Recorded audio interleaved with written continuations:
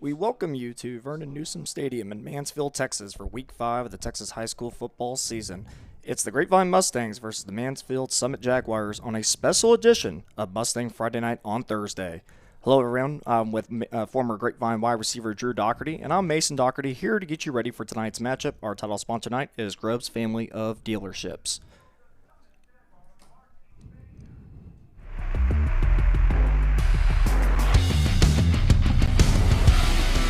He's going to be stopped short. And it's into the end zone for the touchdown.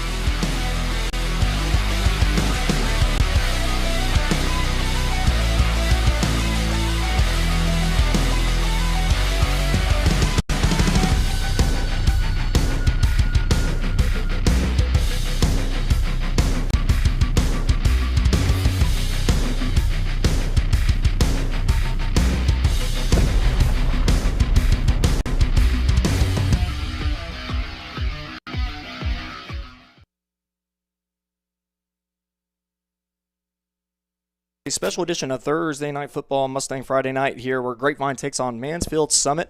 Grapevine Mustangs, they suffered a gut-wrenching loss last week against Arlington Seguin in overtime 28-25. Well, there were some positives to take away from that latter parts of the game, but we'll get to that later in the broadcast. They are now 1-3 overall, 0-2 in district. They take on a Mansfield Summit team that won a tug-of-war match against Burleson last week, 34-30. Their defense stopped 2 drives from Burleson towards the end of that game to seal the victory. They are now 2-1, 1-0 in district. We will take it over to the head coach, Ryan Smith, here. I interview with him to talk about last week's game and also some key players from that game as well here on a special edition of Thursday Night Football here on Mustang Friday Night.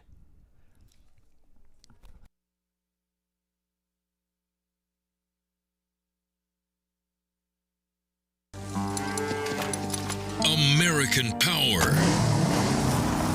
Texas Drive, Classic Chevrolet, #1 in the world, limited time, a special selection of new Chevys, more than anyone, all priced below market value, plus pre-owned values are up again. We're paying top dollar for trades. You could upgrade to a lower payment. Get started now at ClassicChevrolet.com.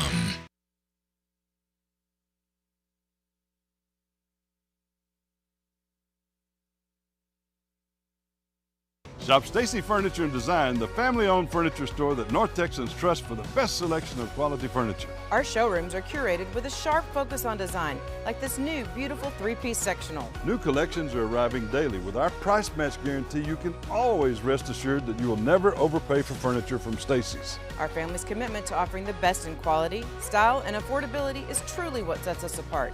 Remember, you're shopping at Stacy's, you're shopping with family, and you're not burning money.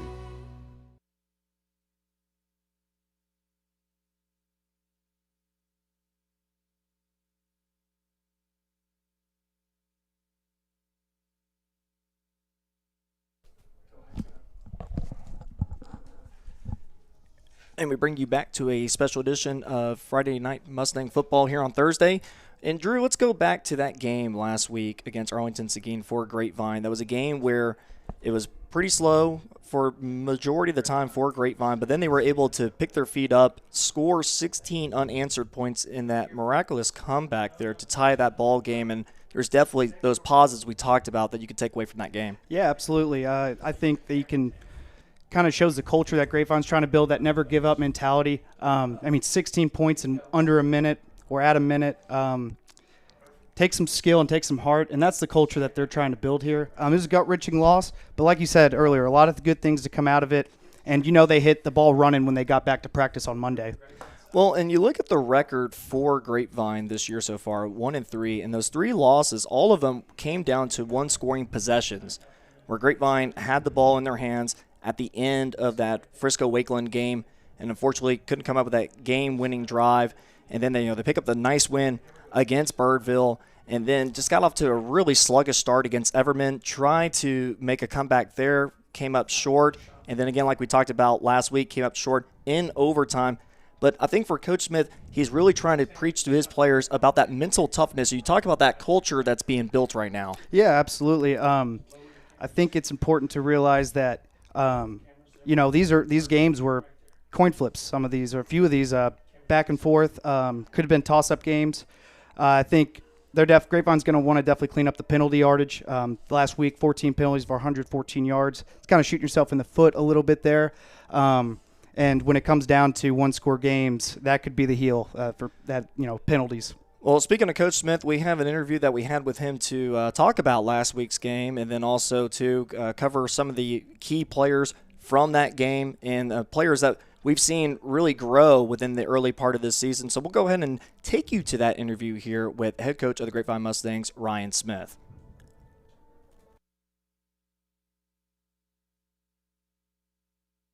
And welcome you back to a special edition of Mustang Friday Night here on Thursday. Title sponsor tonight, brought to you by Grubbs Family of Dealerships. Again, joined by head coach Ryan Smith of the Grapevine Mustangs. Coach, let's just go back to last week. Obviously, not the outcome that you all were hoping for, but a well-fought battle to say the least. And what I was curious about was, what was the message that you gave to your team after, unfortunately a heartbreaking loss, but definitely some positives to take away from that Arlington Seguin game? And then also, how do you flip the switch with this being technically a short week with the game here on Thursday? I think the message is just like understanding that, like, really this thing's about us. It's about our belief in what we're doing, our belief in who we are and how we do it. It's really not. I think there was such a persona of our district and our opponents, and there was so much, almost like an SEC schedule mentality of like, oh my God, we got the District of New, like in a 5A version with the teams in our district, because there is quality football teams in it. But when you can get guys kind of to reframe things and just kind of holistically focus on themselves, things that they control, their development, their belief, their process, their execution, and get those guys to do that, I think that is one thing that shifted for us, because at some point we stopped worrying about who Seguin was and what Seguin was worried, and we just worried about the Stangs and what the Stangs were doing. And then all of a sudden we hit a few plays and got a little momentum, and here we go. Well, speaking of that momentum, definitely caused by Jalen Holmes, who stepped in that fourth quarter for an injured Ty Johnson. And what does that say about Holmes, Coach? And I know when we talked at the beginning of the season, you talked about how much of a leader he was. But for him to go out there and step in those big shoes on Friday night and lead his team down and tie that ball game up, what does that say about him? Well, I think ultimately, like, there wasn't really a stepping in. Like, it's his job, and I mean, he's doing what he does.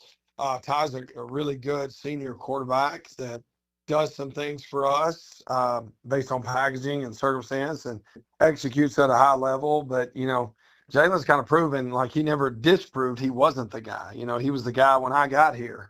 And he's kind of, shown that and continued to prove that. So, he just kind of does his thing, man. Like, he doesn't get wrapped up in like the persona of a lot of things. And I think for him, confidence with third level progression stuff and, downfield passing is something that we've worked on a lot, just because he hasn't done it a lot. So it's not even his fault. That just wasn't the system they were in. And, there was nothing wrong with that system. That's just not what they were in. And so there's been, an evolution, a process of his growth and development. And, you start hitting a few of those, you get aggressive with them, and then all of a sudden it gets really good. And what we did is we took some of the third level read stuff out of him and just kind of tagged some stuff.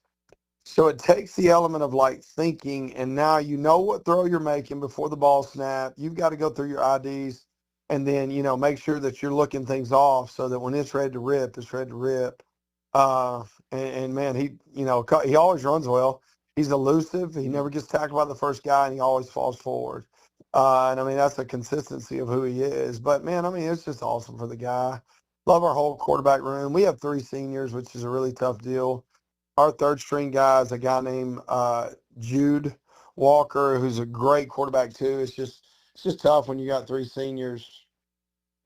Well, and then switching over from quarterback to wide receiver, I wanted to highlight Rylan Gowen, who there throughout the game, it was, maybe it had been, just some plays that were almost there between him and the quarterback. And it seemed like he was just, waiting to really get his chance. And it really opened up with that big one-handed catch that led to that big touchdown to really get things going later in the game. What does that say about him as far as overcoming that adversity throughout the majority of the game and then really finishing off strong last week? I thought when we first got here, he's a special player. And then he breaks his collarbone. The first day we had full pads on the spring, he broke his collarbone.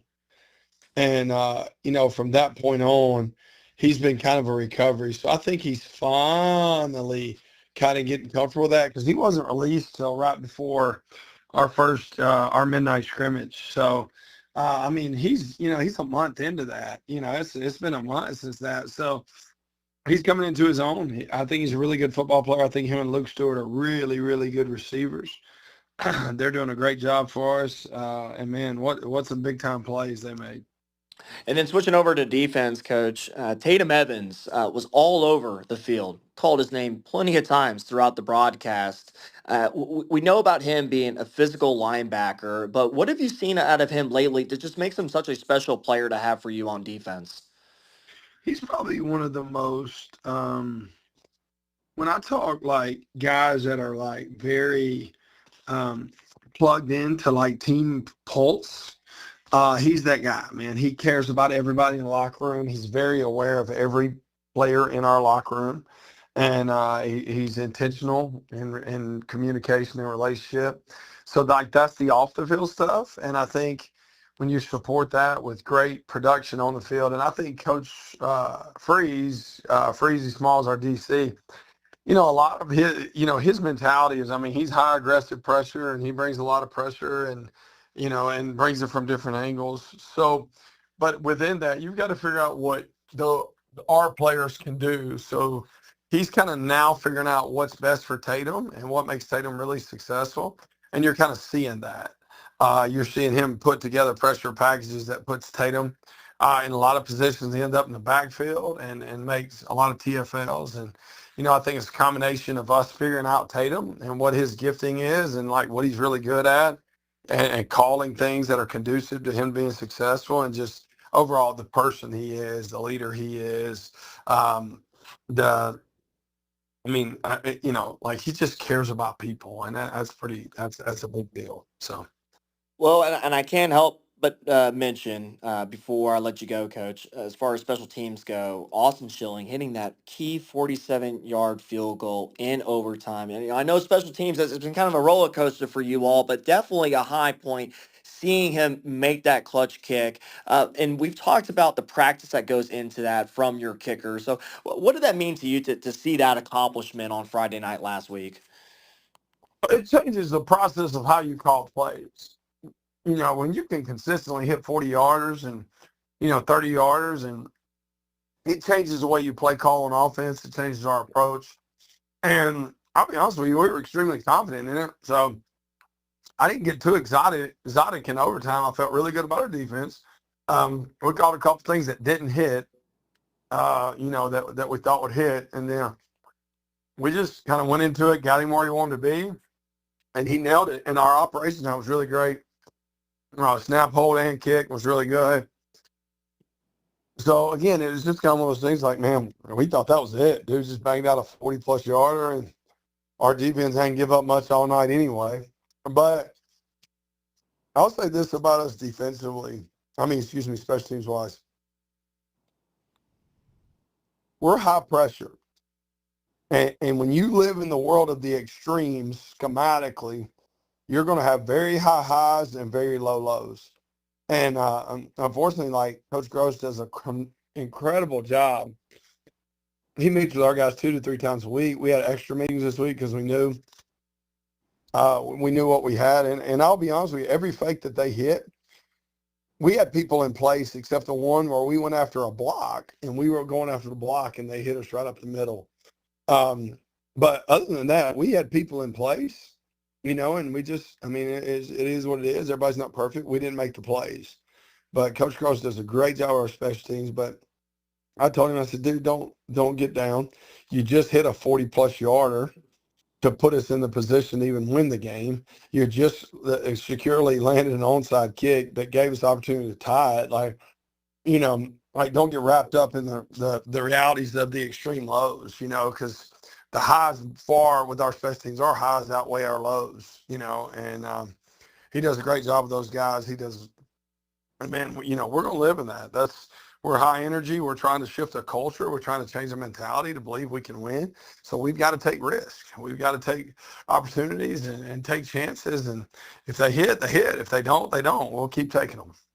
Absolutely, Coach. Well, as always, thanks for joining us here this week. Stay tuned, everyone. As we come back from break, we'll go over some key players to look out for as we get you ready for Grapevine versus Mansfield Summit here on this special Thursday night edition of Mustang Friday Night. Thank you, Coach. Thank you, guys. PTL, go Stangs.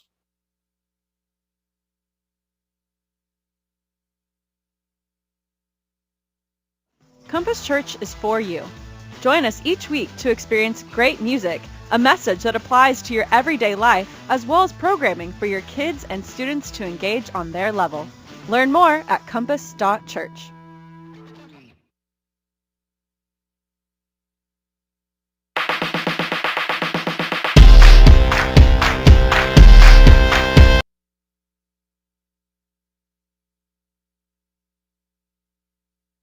Mustang Friday Night is proudly presented by the Grubbs family of dealerships.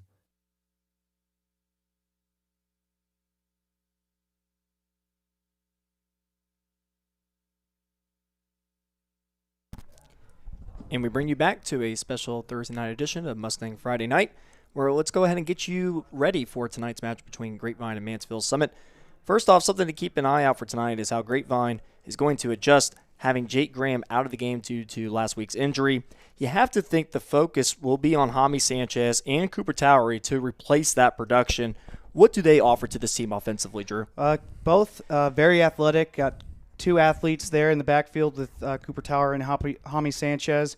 I think toughness as well. And then, some of the receiving games, screen games, I've seen success with Jaime Sanchez catching some screen passes and taking them the distance.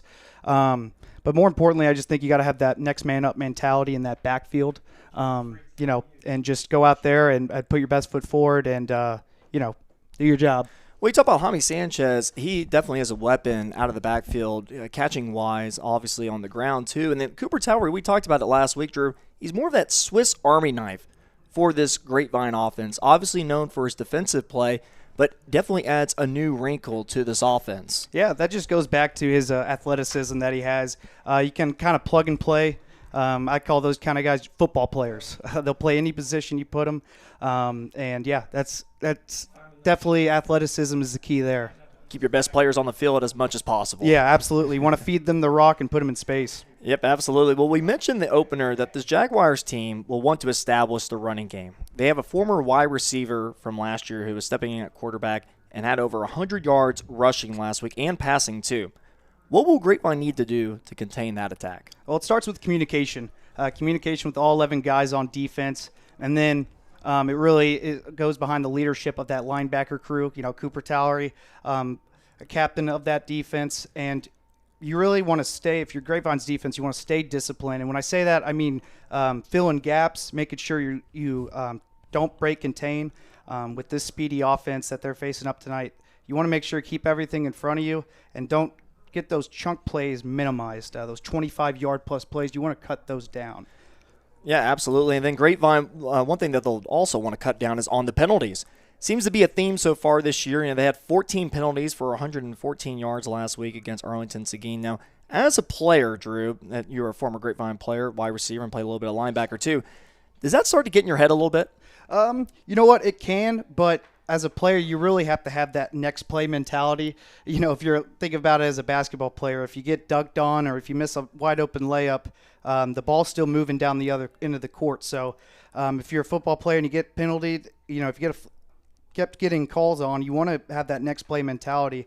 But we kind of touched on it at the beginning. It's the key difference in these one-score games that can really kind of be the highlight there. When last week we talked 14 penalties for 114 yards. In these tight games, it really comes down to that. But if you're Grapevine, you want to have that mentality of, you know what, this is an opportunity. We have another opportunity to get right here, kind of clean some things up. Well, and you want to say discipline, as you were mentioning about before, and sometimes that just goes back to that practice mentality too, and hopefully that leads into the games as well. Yeah, it does. And you know, thinking about last week, the way the special teams kind of gave up some big chunk plays there, you know, you got to make sure that you're looking at tape, looking at film, and practicing any scenario going into this game, just to make sure everything is your T's are crossed and you dot your I's. You know, you want to make sure that everything is wrapped up and good to go. When we come back, we'll give you the starting lineup for the Grapevine Mustangs here tonight as we get you ready for Grapevine versus Mansfield Summit here on a Thursday night edition of Mustangs Friday Night.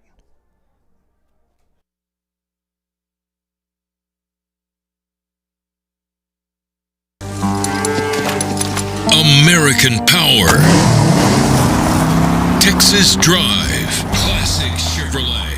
#1 in the world. Limited time. A special selection of new Chevys. More than anyone. All priced below market value. Plus, pre-owned values are up again. We're paying top dollar for trades. You could upgrade to a lower payment. Get started now at ClassicChevrolet.com.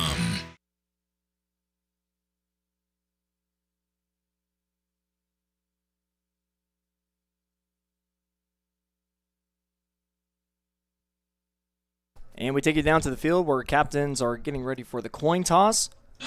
Number 2, Ian Grapevine. Gephardt. Number 3, Cedric Hicks, Rylan Goen, Luke Gormley.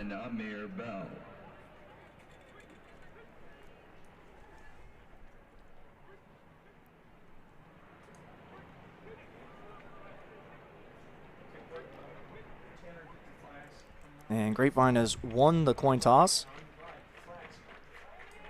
Looks like they will defer. Also captain night for Grapevine, Andres Garcia Cano.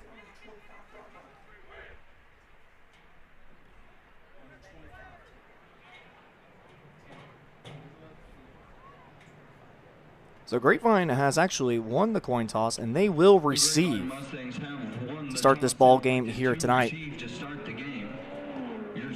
Starting lineups go like this for Grapevine. We'll start with their defense. On the defensive line is Lucas Manderville, along with Cedric Hicks and Jake Cockerham. Rotated in probably with Jaron Butts Jr. and Blake Johnson. We saw a lot of that last week. Along with the linebackers here, Harrison Bargy, Tatum Evans, Luke Gormley, Cooper Towery. And then the secondary is Maddox Broyles, Jalen Carson, Dalen Collins, and Linnell Randolph. And we'll go ahead and take it down to the field for the national anthem.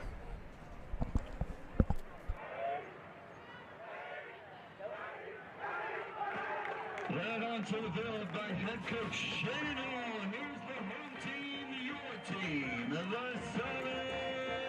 And we'll go ahead and give you the offensive starting lineup here for tonight too, since they will be going out first here for Grapevine. At quarterback is Jalen Holmes, and at running back, Jaime Sanchez. Probably say a little bit of Cooper Towery in there as well. For the wide receivers, it's Brody Hunter, Rylan Goen, Luke Stewart, and tight end Brady Kays. And then the offensive line, left tackle Jackson Rakisha. At left guard, Andres Garcia. At center, Will Mason. At right guard, Hunter Lux. And then at right tackle, Tayden Sneed. And Grapevine has already entered the field out there on the sidelines. Mansfield Summit just now getting back over to their sidelines after their entrance. And here momentarily, we will hear the national anthem down at the field. Ladies and gentlemen, we now ask that you please rise as you are able and remove your caps and direct your attention to the field. Presenting the colors tonight is the 2022 Sergeant Bishop Evans Open Color Guard Champion, Mansfield Summit High School JROTC Color Guard, under the direction of Captain Retired Kip K. Briggs and Sergeant First Class Retired Antonio Alexander. Marching in the position of American Flag Bearer is Cadet Command Sergeant Major Braylon McDaniel McKenzie. The American Guard is Cadet Sergeant First Class Charmaine Colbert. Marching in the position of Texas Flag Bearer is Cadet Lieutenant Colonel Jada Edwards. And the Texas Guard is Cadet Major Kimberly Demmett. Now, ladies and gentlemen, here to perform the national anthem is Miss Carolyn Phillips.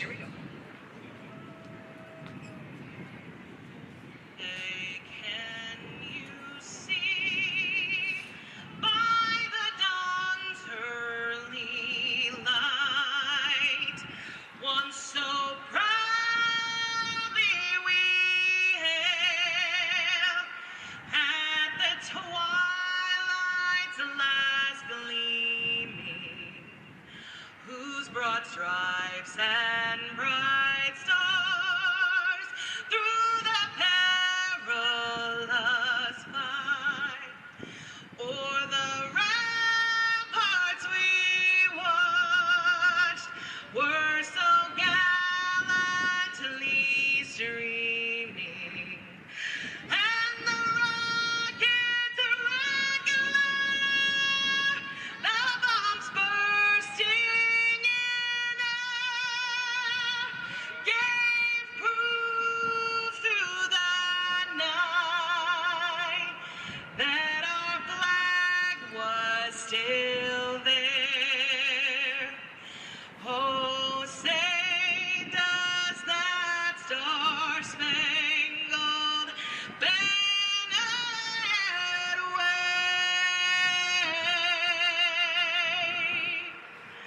o'er the land of the free and the home of the brave.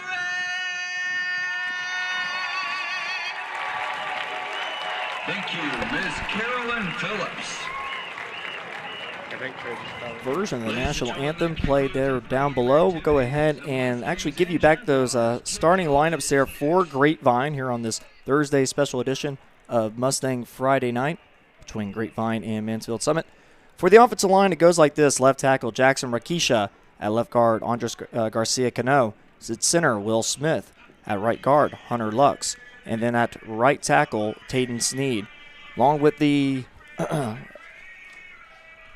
center there being Will Mason over there at center. And then the receivers for tonight go as follows. It's Brody Hunter, Rylan Goen, Luke Stewart, and at tight end Brady Kays as well. And then also Rayming Zhao, we'll see him in there as well. And then for the backfield for tonight, we mentioned about Brady Kays at tight end. We saw him on that beautiful conversion catch last week on the two-point conversion, along with Jalen Holmes at quarterback and Jaime Sanchez filling in for Jake Graham. And then the defensive front for Grapevine goes as this. Lucas Manderville, left guard, and then nose tackle Cedric Hicks, who is a monster down there on the defensive line. And then the other defensive end position is Jake Cochran.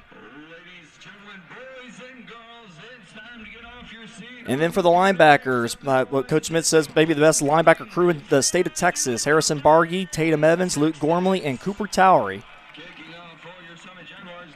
And then for the secondary, it goes like this. Maddox Broyles, Jalen Carson, Dalen Collins, and Linnell Randolph. And again, we bring you to a special Thursday night edition of Mustang Friday Night. I'm with Drew Doherty, former Grapevine football player, and I'm Mason Doherty here to bring you tonight's coverage. And we are underway here in Mansfield. And it's fielded about the 5-yard line. And then, actually breaks the tackle and then brought down to about the 14-yard line. That was Linnell Randolph with his first return of the season. So Grapevine will get started with the offense going out on the field. Jalen Holmes, 5'10", 200-pound senior, coming off a nice finish to last week's game against Arlington Seguin. Yeah, if you're the Grapevine offense, you're going to want to pick up right where you left off last week. 16 points in about a minute. So they're going to want to come out firing, and Jalen Holmes is going to lead his guys out. So Jalen Holmes, who we've seen many times be a threat on the ground, through the air. He's got Jaime Sanchez to his right starting tonight in replace of Jake Graham, who's still hurt from last week. And then it's Holmes. Fires out to his receiver, caught, and gets upfield. Tackled about the 21-yard line. So Grapevine already off to a strong start in the passing game. That catch by Rylan Goen. Yeah, I like the play design there. Get a screen. It's good as a 6-yard run play there.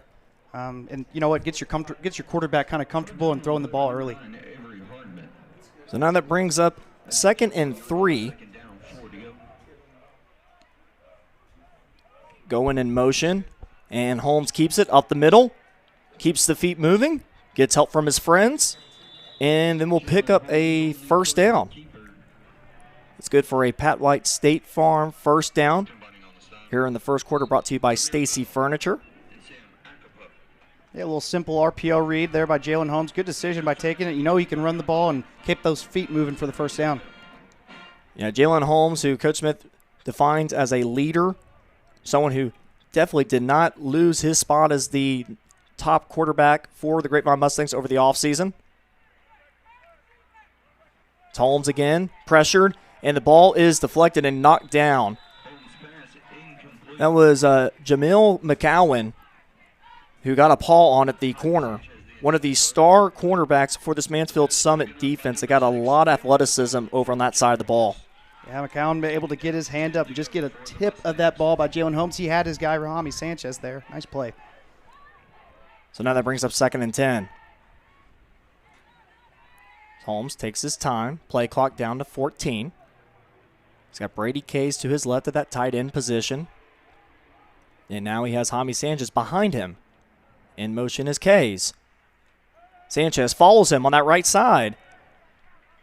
And we'll pick up about 4. So let's bring up a 3rd and 6 upcoming. So far tonight, Hami Sanchez has been the only running back on this drive so far. And then as just I say that, he comes off the field, and in comes Rayming Zhao. We've seen him mixed in at the wide receiver group this season, the 5'8", 155-pound junior, already with 12 catches for the year. In motion again, Brady Kays on this 3rd and 6.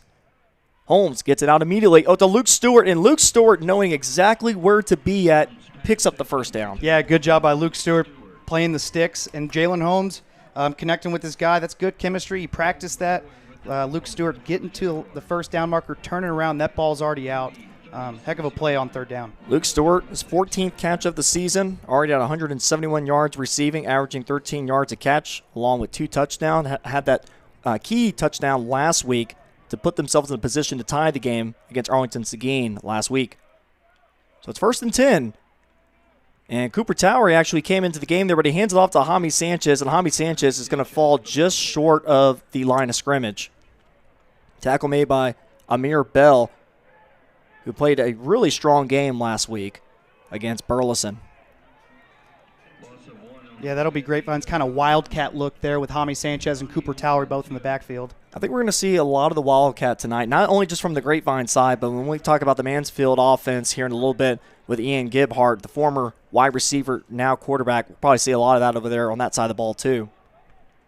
So it's 2nd and 11. And, it's a fake flea flicker, actually, and it does not work. Doesn't fool pretty much anyone, as it will be maybe about a gain of 2 there to Cooper Towery. Yeah, I'm curious if that was a fake flea flicker or a veteran play by Cooper Towery by seeing the D-line kind of blow up that pocket and deciding to keep it. It's almost like running a screenplay, and everyone knows you're running the screenplay. Yep. And the quarterback just has to dump it at that point. So now it's 3rd and 8, about 9 minutes left in the first quarter. Again, our first quarter brought to you by Stacy Furniture here on this Thursday night edition of Mustang Friday Night. So Coach Smith looks like he wants to talk it over, and he will call a timeout, and so will we with 8:42 left in the first quarter. Our score 0-0 here again on a special Thursday night edition of Mustang Friday Night.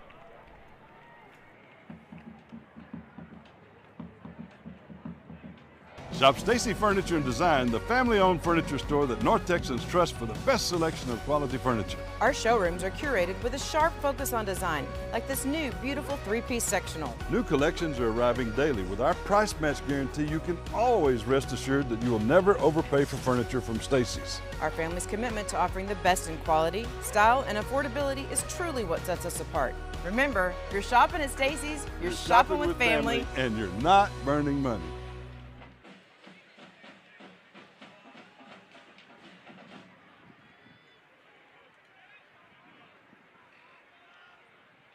To Vernon Newsome Stadium here in Mansfield, Texas, where Grapevine is faced now with a 3rd and 8. The 8th play of this drive. In motion is Rylan going. Holmes drops back and then gets up to Cooper Tower. He's got a blocker in front. He gets it. And then he's actually able to pick up a lot more after and gets a first down over on the other side of the field to the 44. Yeah, check out this athleticism that we talked about by Cooper Tower, making a man miss. A little hezzy-hey action on this screen pass, on this little swing-out pass. Yeah, he got an excellent block there too, Drew. That was good for an 18-yard gain for Grapevine. Yeah, here's the instant replay. So you'll see Jalen Holmes, see his guy Cooper Tower out on the swing route. Leads him perfectly, and then you can see this little hezzy-hey he puts on right on the sideline on this defender here. Whoop! Get some more yards. Yeah, absolutely. That was our Gray Mark Insurance instant replay. And then, the ball pops out, and then Mansfield Summit able to pick it up and going down to the 25-yard line. An excellent play made by Mansfield Summit. That was Jared Washington that was able to gobble it up and also get off to a really nice return there before being knocked out of bounds. Yeah, heck of a play by the Summit defense there, getting the ball out of Cooper Tower and then catching the ball in stride and heading down the field. Drive looked pretty promising for Grapevine. It could flip on a dime. It did. I mean, it was, again, a physical hit that was brought onto Cooper Towery. And then actually credit, though, Tayton Sneed, that hustle to knock the ball carrier at the time, Jared Washington, out of bounds. But Mansfield Summit now with great field position at the 25. And then it's a carry over to that right side, being patient with it. That's Omabalahan Dahadu. That's what the Mansfield Summit the coaches like to call as G, and I could see why. Yeah, good patience there from G there. I mean, kind of looked like Le'Veon Bell-esque right there, reading his blocks and hitting the hole. So we're going to see probably a combination of Dadu and Adarian Nettles at that running back position. As we mentioned, Ian Gibhart, number 2, a former wide receiver from last year, taking the reins at quarterback, while the starting quarterback going into the season, Damaris Bird, he is still hurt from the practices before the first game of the season.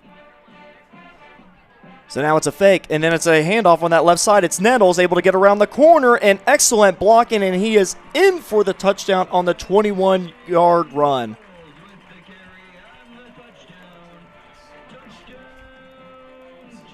So Nettles, who is a commit to Western Kentucky, picks up blockers on that left side, read it well, and Drew, as far as that fake goes, might have caught Grapevine freezing a little bit. Yeah, it absolutely did, and kind of led Mansfield Summit to get those matchups that they wanted on the outside there.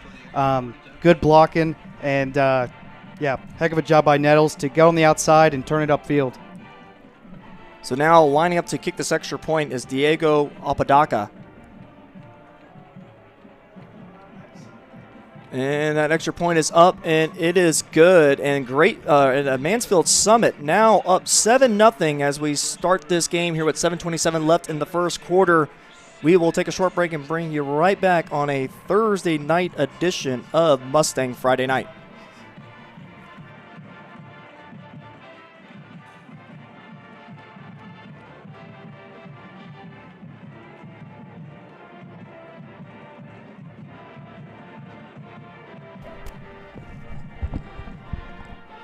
All right, let's get you caught up on that scoring drive. It was a quick one for the Jaguars. It started on the Grapevine's 25-yard line due to that fumble recovery by Washington. And then 2 plays later was just a 21-yard run by Adarian Nettles, and they made it look pretty easy. Yeah, we talked about that Jaguars rushing attack prior to the game, averaging 311 yards coming into this one. See it right there, and back to the keys of the game for the defense, going to have to keep that contained on those run plays. Yeah, this is a rushing attack that is averaging 311 yards on the ground per game. And so they definitely know how to get the ball into their playmakers' hands on the ground. And the crazy thing, as far as passing goes, only 48 yards passing per game. But when you run like that, you might not need to. Yeah, running ball controls the tempo of the game. So really, if it's not broke, don't fix it. So Luke Stewart lining up at the 5-yard line, ready to return this kickoff if it reaches him. And it's actually a nice little short pooch just like before to Randolph, and Oh, they're actually going to do a little lateral. Oh, that is actually to Linnell Randolph now. And Randolph's got some space in front of him. Makes a couple-man miss. And he is brought down eventually at the 45-yard line. Little trickery from Grapevine. Yeah, you love to see it, especially, after last week, throwing in some wrinkles into the special teams. I like it.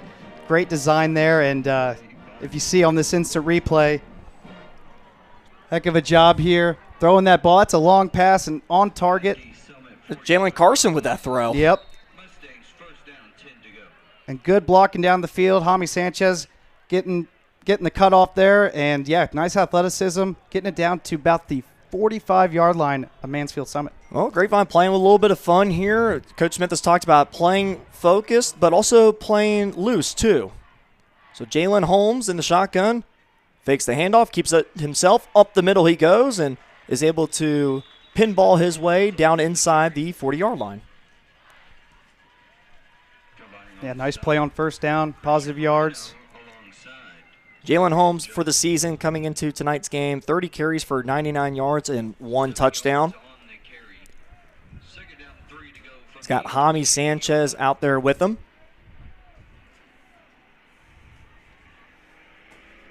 So now it's 2nd down and 3 for the Mustangs. Holmes by himself. Wants to go over the middle. Caught by Brady Case. He's able to break the tackle. He's got no one but the end zone in front of him. Touchdown, Grapevine Mustangs. Brady Case with a 38-yard catch and run for a touchdown.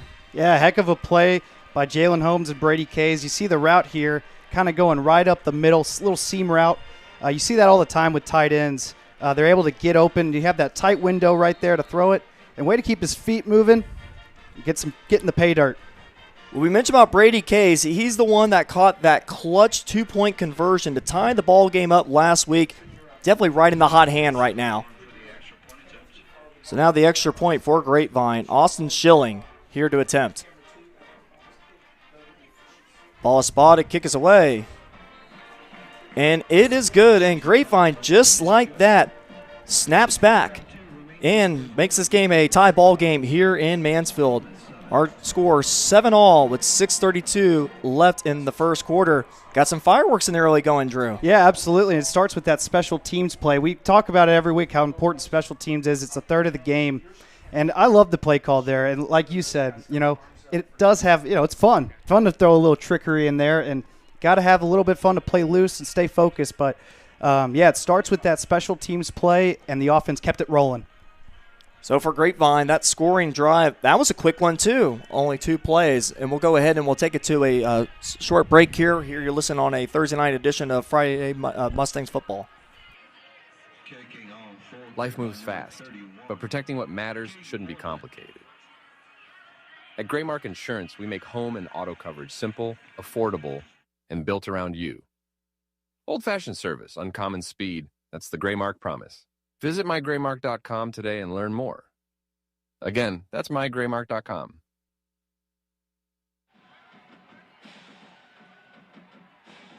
And we bring you back to a Thursday night edition of Mustang Friday Night from Vernon Newsome Stadium, where Grapevine has tied this ball game up 7-all after a 2-play drive, ended up in a 38-yard touchdown catch from Brady Case.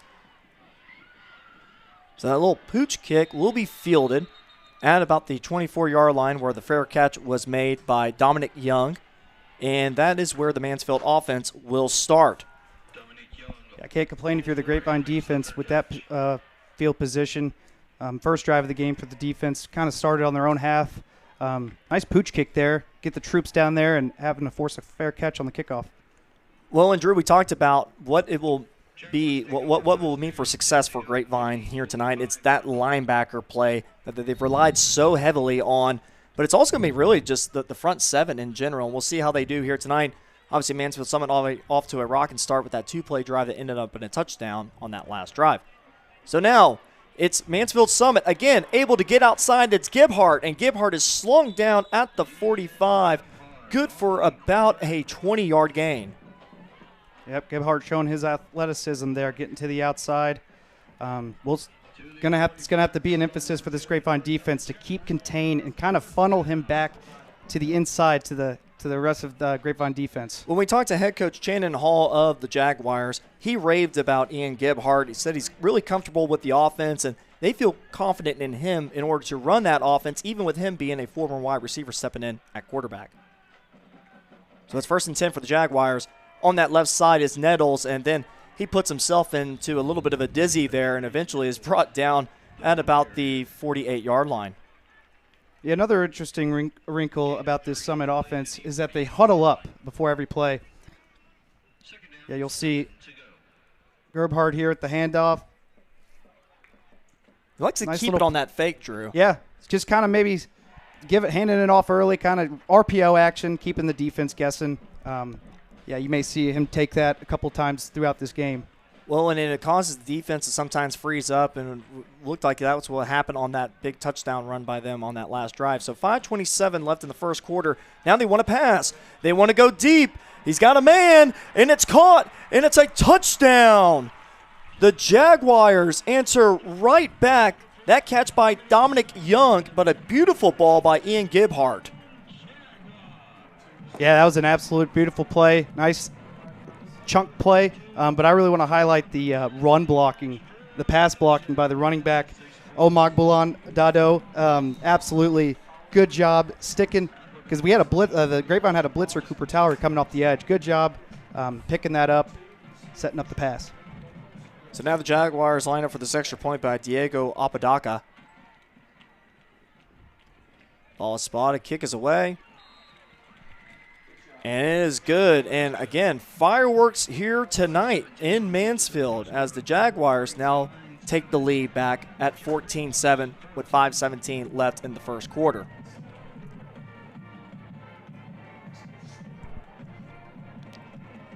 Yeah, so Drew, we look at that scoring drive for the Jaguars. 3 plays, started on their own 24-yard line. But you talk about that pass from Gebhardt, former wide receiver, and then hits Young in stride. The coverage was good there, but it just didn't matter. Yeah, this goes back. This coaching staff for Summit they say that he is always ready for the moment. Shows right there, like you said, former wide receiver, putting it on the money there to his receiver. Heck of a play. Yeah, so for a passing attack, we mentioned about only averaging about 48 yards a game. Already going to be matching that, to say the least, here tonight. And Grapevine's definitely going to have to prepare not only for the run, but also for the pass as well with this lethal offense of the Jaguars, who had that back and forth matchup against Burleson last week, ended up winning 34-32. And so for the Mustangs, it's actually going to be Luke Stewart this time. He actually lets that get over his head, and it will go for a touchback. So Grapevine will start this drive here at the 25-yard line. Yeah, to highlight Gebhardt again with this Summit offense, it's one thing to run it and run it efficiently, but it's also another thing to take care of the football. You don't want to put the ball in harm's way. They two interceptions total on the year. That's what you want to see out of your guy behind the center. Well, for these two teams, Grapevine and Mansfield Summit, this is the second all-time matchup between them. Last year, Mansfield Summit won 25-22 at Grapevine in overtime. Now, a highlight for Grapevine, Jalen Holmes. He hit Jake Graham with a 17-yard touchdown pass in the first half, and Graham actually had 100 yards rushing on only 5 carries that night. Now, Ian Gebhardt, the receiver, he caught the game-winning touchdown in overtime, and that come from behind victory over Grapevine. So it's Jalen Holmes. Wants to look out to Sanchez. Sanchez makes a man miss, and then is brought down at the 30-yard line. We talked about him being a lethal weapon, not only on the ground, but also in the air, too. Yeah, you saw it right there. I like the play design. You got 3 receivers on the right, one running a long route, one intermediate, and one little shallow route. Jalen Holmes is be able to find his guy. You'll see here, Jaime Sanchez on the swing route.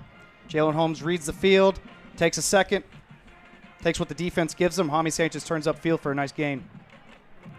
So for Grapevine, it's 2nd and 5 now with 4:43 left in the first quarter. First quarter brought to you by Stacy Furniture. Holmes has Brady Kays in motion. The leading receiver for Grapevine so far tonight. Jalen Holmes able to come down with that high snap, but might have delayed that play just enough for the Jaguars to corral to the ball carrier, and it's a stop right at the 30. Yeah, Jalen Holmes kind of ran into a wall there from Cameron Hall, stopping Jalen Holmes in his tracks there. Nice play on the defensive side. Yeah, Grapevine's offensive line going to have their hands full here tonight. A lot of size, a lot of athleticism from that defensive line of the Jaguars. It's 3rd and 5 for the Mustangs. Holmes out to Luke Stewart and is tackled immediately. Actually, that was Rylan going out there towards numbers, and the Jaguars were ready for it. Yeah, it's not an easy assignment there for Luke Stewart right there on the edge. Kind of got a two-on-one screen play there. With those screens, they really have to be perfectly timed. Catch the ball and go, and if it's any kind of delay or pushback by the defense, it's going to get blown up. So Jalen Holmes will line up to punt this one away. Late substitution for Grapevine, but they have enough time with 14 seconds still left on the play clock. Dominic Young lining up to return this one. And so Holmes will have this ball plop down on the other side of the field at the 41, and that is where the Jaguars will take over with 3:06 left in the first quarter. At the Summit 41-yard line. 1st and 10, Jaguars. I want to let you all know that our instant replays here tonight are brought to you by Graymark Insurance Instant Replays. Graymark Insurance Instant Replays. And also Stacy Furniture bringing you our first quarter here tonight. Our title sponsor, Grubbs Family of Dealerships.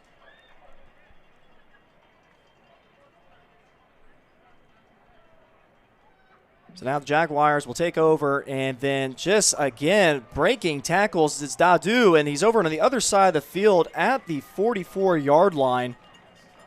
Good for what looks to be about a 17-yard gain. Yeah, Summit offense showing what they're capable of on the ground. Grapevine defense going to have to kind of get some push there on the D-line and get those linebackers to fill in and run downhill. Get some TFLs going. So for the Jaguars, they have both of their running backs alongside Gebhardt. Gebhardt he actually hands the ball off to Dadu, and Dadu was able to spin away from a defender and then brought down at the 35. Yeah, nice patience there by Dadu, checking his hole, finding where he can create a seam and get some yardage for a 2nd and short. That was Luke Hecht with the tackle. So now we approach 2 minutes left in the first quarter. Again, our first quarter brought to you by Stacy Furniture. So 2nd and 1. And then Gebhardt actually is going to keep it, and he's got a lot of turf in front of him to the 20 and is brought down at the 10-yard line. Luke Hecht with the tackle. Yeah, check out this athleticism here by Ian Gebhardt, showing what he can do in space. We talked about that RPO, how he handed it off last time. This time takes it. I mean, you always got to count on him taking it with that kind of speed that he has. But he's able to get to the outside and outrun everybody very quickly. Well, as we mentioned, it's just how long he holds that fake until he decides on what to do with it. That is a replay brought to you by Graymark Insurance. So it's 1st down and 10 from the 11. And it doesn't matter for the Mansfield Summit Jaguars as they score again. Adarian Nettles with his 2nd touchdown of the night. Nettles, the Western Kentucky commit, with his 2nd of the night on that 11-yard touchdown run. And we do have an injury down on the field, and it looks like it's a offensive lineman of the Jaguars. But, Drew, what we've seen so far, I mean, the amount of space that the Jaguars have had so far tonight, and just the deception, too, has been pretty impressive. Yeah, and it's happened in a hurry. So if you're the Grapevine defense, you got to get to the sideline and kind of just, regroup. They're scoring quickly, but the offense is doing a good job moving the football. But, yeah, he's got to get a little bit of a game plan going and make adjustments for this rushing attack. Yeah, it's definitely going to be some lessons learned here in the early part of the game here for Grapevine. It's an encouraging sign to see from the Jaguars side. Is that injured offensive lineman was Daniel Ogiozi, who started at defensive tackle last year for the Jags.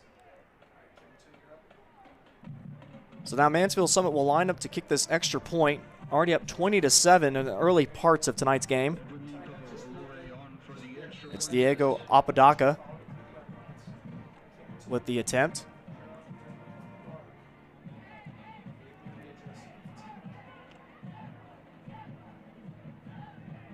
So the ball is spotted, kick is away.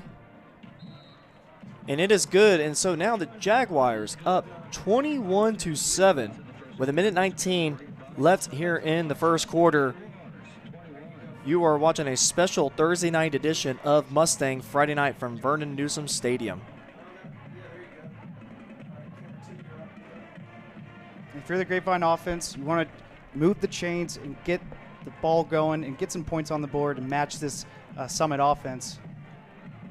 Well, and the thing is, too, Grapevine will definitely need to your point, Drew, at times maybe start getting a little aggressive. You know, we saw that passing game really flourish there towards the end of last week's ball game against Arlington Seguin.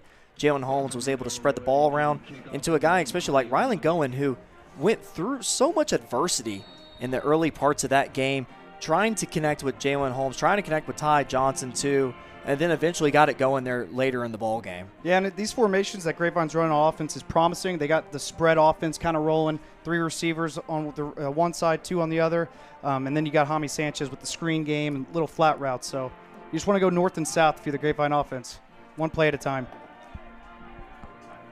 So we'll see if the Jaguars want to do that little short pooch. No, they decide to actually get a full-length kick here, and it's Randolph with the return. And then Randolph is brought down immediately at the 17-yard line. It was a nice tackle by Braylon McCoy, the corner for the Jaguars. Yeah, good tackle in space there. Keeping the Grapevine offense on the 20.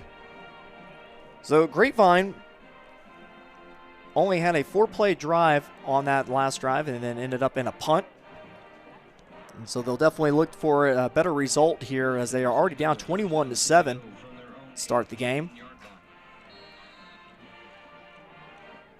Jalen Holmes leads his troops out with Jaime Sanchez to his left. Brady Kay's in motion. Holmes drops back, rolls out, fires to the sideline. Oh, no, it's actually going to be knocked down. Excellent play by the defense. That was Braylon McCoy, who had the nice play on special teams, also comes in and makes a nice deflection. Yeah, meeting the receiver to the ball. I mean, good throw by Jalen Holmes, finding that window, but heck of a play here by McCoy. You know, not playing the receiver, playing the ball, and meeting him at the point of attack to cause that breakup. Yeah, it was Luke Stewart who was the intended receiver. It's going to be interesting to see how Grapevine offense responds here because you want to get some plus yardage on first down. Well, speaking of the response, they have Cooper Towery now at the quarterback position, better known as the Wildcat.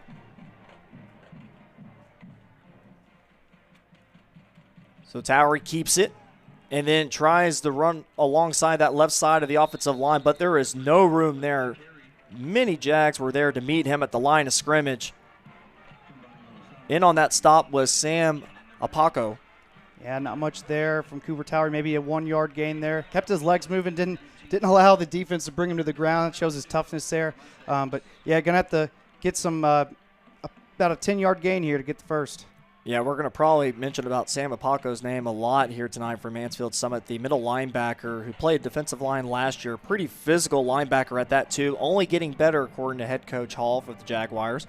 So we got a 3rd and 9 upcoming for Grapevine. Sanchez in motion, out towards the flats. Holmes, pressured, tries to escape, steps up, and then he is brought down from behind, maybe for a gain of 1. That will bring up 4th down. Yeah, good pursuit from the Summit defense there. You got Cameron Hall not giving up on the play and able to catch Jalen Holmes from behind for the about a 2-yard gain from Jalen Holmes. Yeah, that was a 4th down. There's Jaron Washington with the tackle who was out last week, and another dynamic player on this defensive line. And then with that ends our first quarter. Our first quarter was brought to you by Stacy Furniture. We'll take a short break and bring you back a special Thursday night edition of Mustang Friday Night.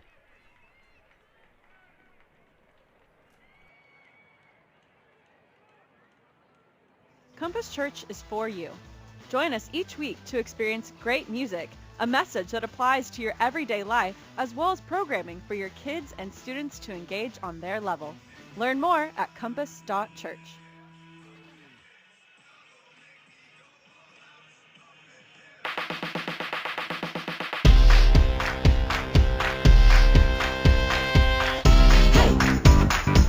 Can't get enough. No. Just can't get enough. Come on, let's go. Can't get enough. Start the show. Can't get enough. Yeah. Just can't get enough.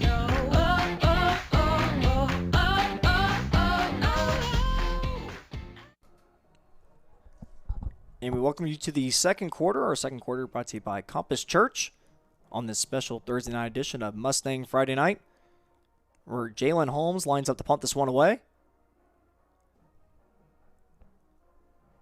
And that punt will dribble down in favor of Grapevine, but Young decides on picking it up himself, and then Young able to get to the other side of the field, make a few man miss, still on his feet, and then gets pushed out of bounds at the 30-yard line, and then Cedric Hicks actually looks like he might have thrown him into the netting, and they're going to call that as well. So Grapevine, we talk about defense right now being a struggle, and then special teams, it's been that seesaw effect that we've seen so far in the early parts of this year comes back to haunt them again. Yeah, I think you see also a little frustration on the Grapevine side. I think the refs also had a horse collar there, and then the late hit into the sideline, kind of continuing the play, is going to cause that ref to have to call that flag. And we'll get the call. Personal foul. Late hit. Out of bounds. Number 45, kicking team. Half the distance to the goal. First down. So that penalty is on Cedric Hicks. The personal foul be half the distance to the goal. So as far as field position goes, I mean, already the Jaguars had nice field position in that first quarter when they started the ball on Grapevine's 25 after that fumble recovery. But this is the best one here tonight at the 12. Yeah, right in the red zone. So for Grapevine, they're back against the wall here to start the second quarter. And it's Ian Gibhart who keeps it on that right side. It's got a huge hole, and he's going to find the end zone again. There is a flag on the play, but if this play stands, it will be a 12-yard touchdown run for Ian Gibhart.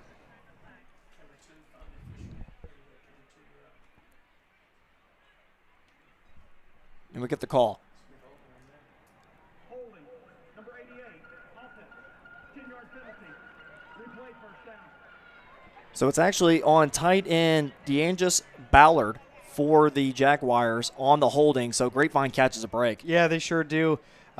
That can be awfully frustrating for the Summit offense because that block is coming from the outside. The run's going right up the middle. You really don't have to be too handsy there if you're on the outside receiver. Yeah, nice job. Well, we talked about that, and there was a massive hole there on that right side, too. Something that Grapevine will definitely want to shore up here on this drive. So that brings up 1st and 15. So that's Ian Gibhart able to go right up the middle with ease, and then it gets brought down at the 3-yard line. I mean, Ian Gibhart is a hard man to bring down. Those wide receiver skills coming into play here tonight. Yeah, if you're the Summit offense, you got to think you can't really do any wrong here. Continuing to get an open space. Nice job by Ian Gebhardt going up the seam and getting some yards. You'll see this instant replay here. A little kind of got the lead block there by Nettles. Ian Gebhardt getting some positive yards. So Gibhart now off to Nettles on that right side. And it's going to be close as far as a first down goes. Looks like actually Grapevine was able to hold its ground there and bring Nettles down at the line of scrimmage. Tayden Sneed in on the tackle. Yeah, it's a big play for the Grapevine defense here. Kind of show some teeth here, stopping them in their tracks because it looked like they were going to score again with ease, but you got an important third down. And our second quarter brought to you by Compass Church here on this Thursday night edition of Mustang Friday Night. So Tayden Sneed, who plays both ways, is such a lunch pail kind of guy. He had that forced fumble against Birdville. Now brings up 3rd and 2. 2 running backs to the right of Gebhardt. He runs to that side, and he is in for the touchdown on the 4-yard run. Gebhardt just follows his blockers on that strong side, and he's playing with extreme amount of confidence right now. Yeah, nice play design by Summit. Got the 2 backs. I kind of was thinking maybe a misdirect snap because it looked like we had the quarterback on the outside there, but yeah, following his blocks, getting in the pay dirt.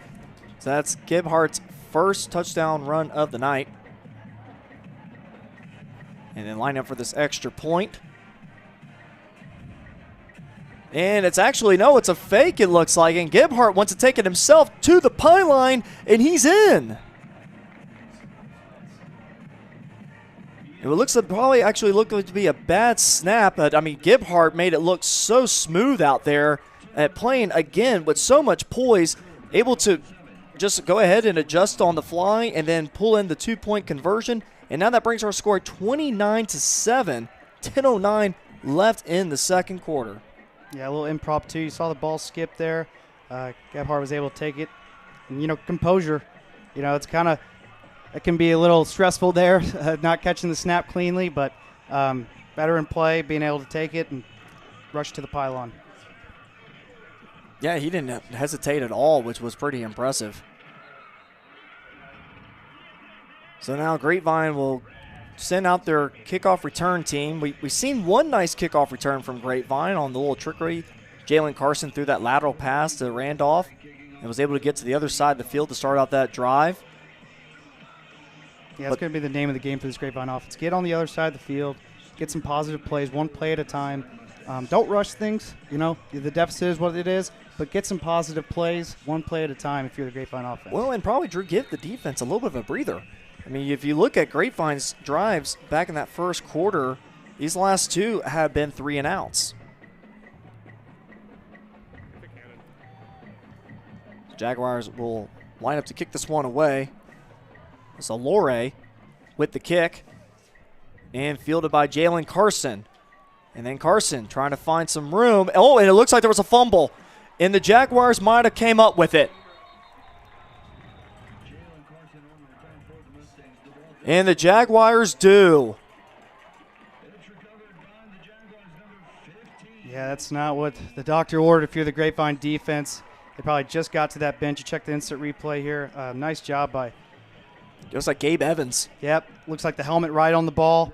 Ball kind of skipped around, a little hot potato action. Yeah, Gabe was able to turn around and get on it. Gabe Evans and Xavion Woods in on that hit and fumble recovery. So Grapevine, we just talked about the defense not being able to catch a breather. They absolutely don't here, as they basically are just running gashers at this point, touching the sidelines and then coming back on the field. So this will start on the 18-yard line. Gebhardt wants to pass, has a receiver, able to break a tackle, try to get outside, and then is slung down from behind. That tackle looked like it was made by Maddox Broyles there on the perimeter. Yep, it's a good tackle by Maddox Broyles. It's, Summit's wanting to get on the perimeter, take it to the outside and go up the field. Got to keep that contained and do whatever you can to get that ball carry on the ground. So it's going to be 2nd and 2. I want to let everyone know our title sponsor tonight is Scrubs Family of Dealerships. Both running backs out on the field for the Jaguars. And it looks like it's a handoff on that left side. Able to get around the defenders and up the field for a touchdown. It's Dadu as he scores on the 10-yard run. And just like that, the Jaguars are just running away with this one early on in the second quarter. Yeah, Summit offense is kind of having a red zone session you have in practice. Back-to-back red zone trips. Doesn't give the Grapevine defense much of a breather on the sideline. Sudden change, coming right back on the field. Let's see if a little bit of a cleaner snap here for Summit. That was Dadu, or also known as G to Mansfield Summit folks. His first rushing touchdown of the season. Started a few games last year for the Jaguars as that extra point is up, and it is no good. So now that brings our score to 35-7 with 9:09 left in our second quarter. Our second quarter brought to you by Compass Church.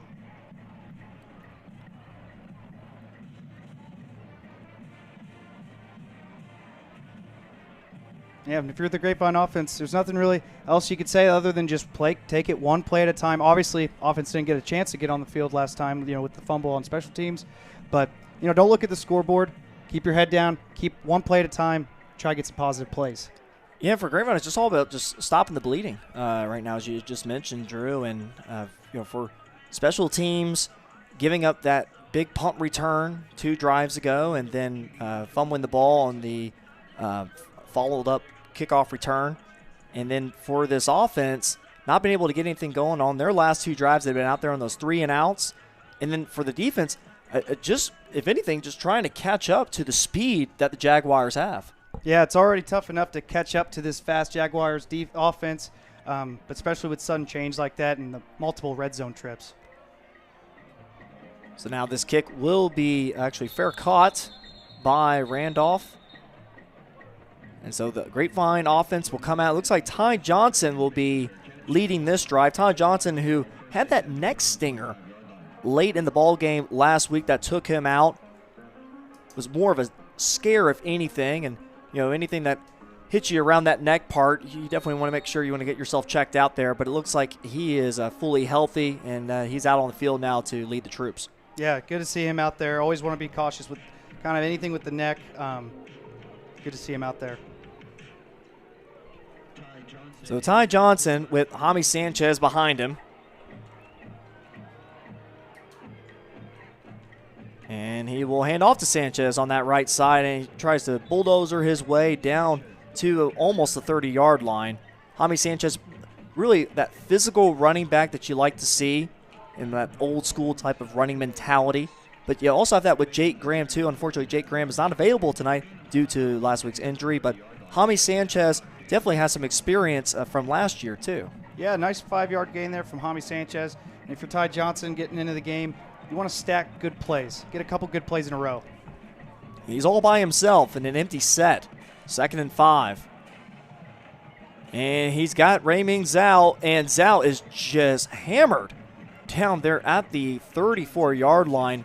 We talk about the athleticism of this defense, but also bringing the boom as well.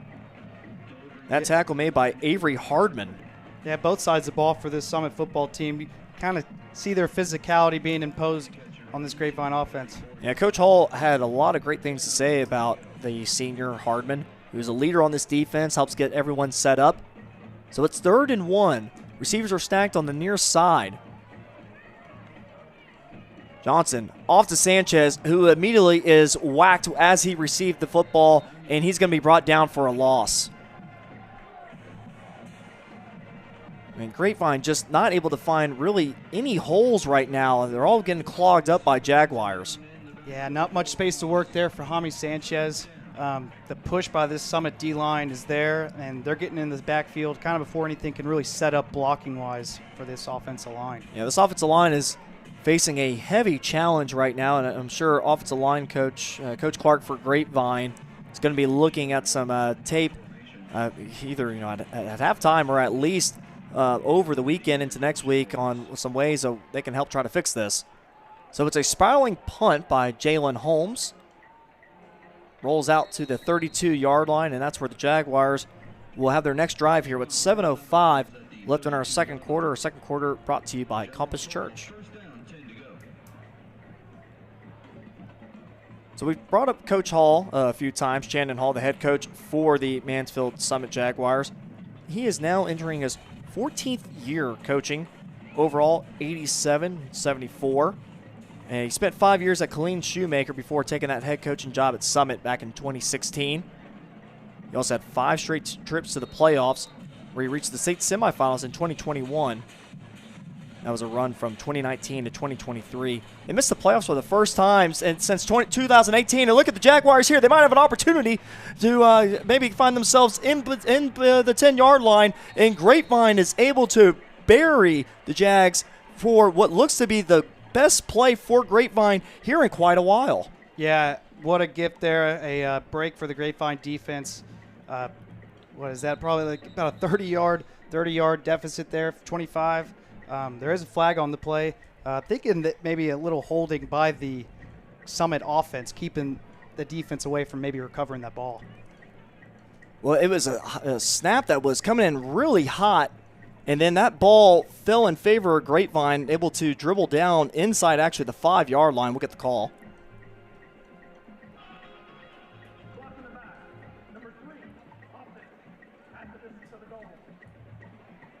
Yeah, Drew, as you mentioned, it looks like that block in the back was there just to prevent Grapevine being able to recover the football. And so now the Jaguars are at their worst point on the field tonight at the 2-yard line. Communication is going to be key for this Grapevine defense. Kind of get the energy up. You know, you get a break like that, you got the Summit offense backed up on their own goal line, or about half the distance, about the 5-yard line. Make a play. Well, they're going to say, actually, they're going to put the ball at the 5-yard line.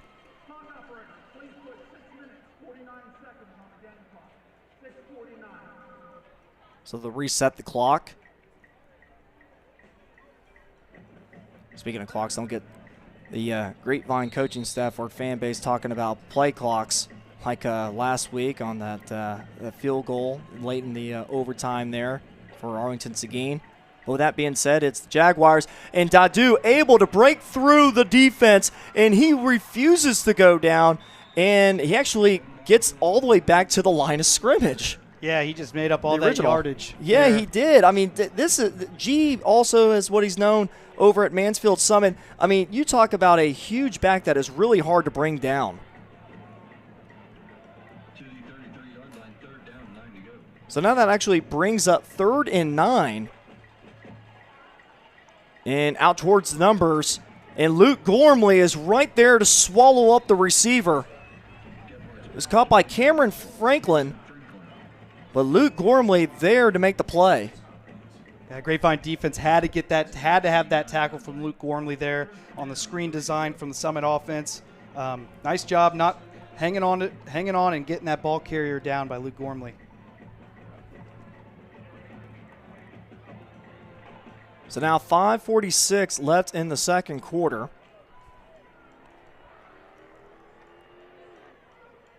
It's Luke Stewart at the 35-yard line to field the punt. So Grapevine able to hold their ground, and Luke Stewart fields the punt cleanly, able to get off a return. And it's a nice return. I think it's popped out of bounds. And especially on that Grapevine sideline side, you would have to think they have to call that. Yeah, a couple flags down. I mean, like you said, on that Grapevine sideline, they're going to call that every time, especially when you're about 4 or 5 steps out of bounds. Yeah, Luke Stewart with the nice return, and it's going to be even nicer with 15 yards added onto it, I would believe. So the referees get together on what they want to call here. Already the Jaguars defense walking away as if this will be an extra 15.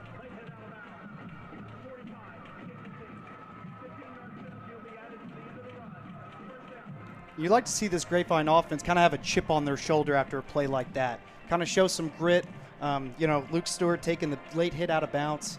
Kind of wake up this offense and, you know, make some plays like they had at the end of the last minute of the game last week. Well, speaking of grit, Grapevine likes to call game days grit day instead. Give relentless intensity today.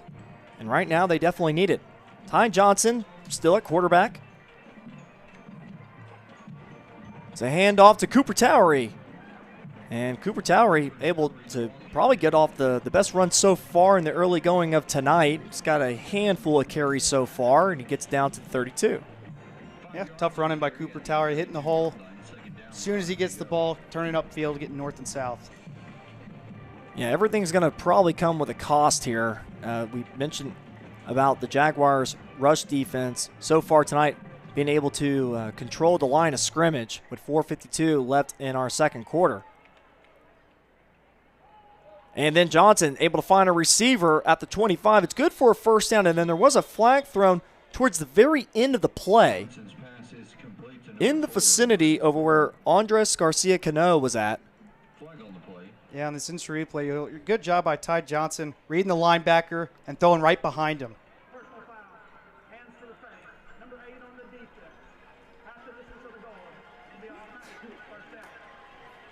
So for Grapevine, another penalty that goes in the favor of them on a hot streak right now. Back-to-back penalties. As that hands to the face will now cause the ball to be placed at the 13-yard line.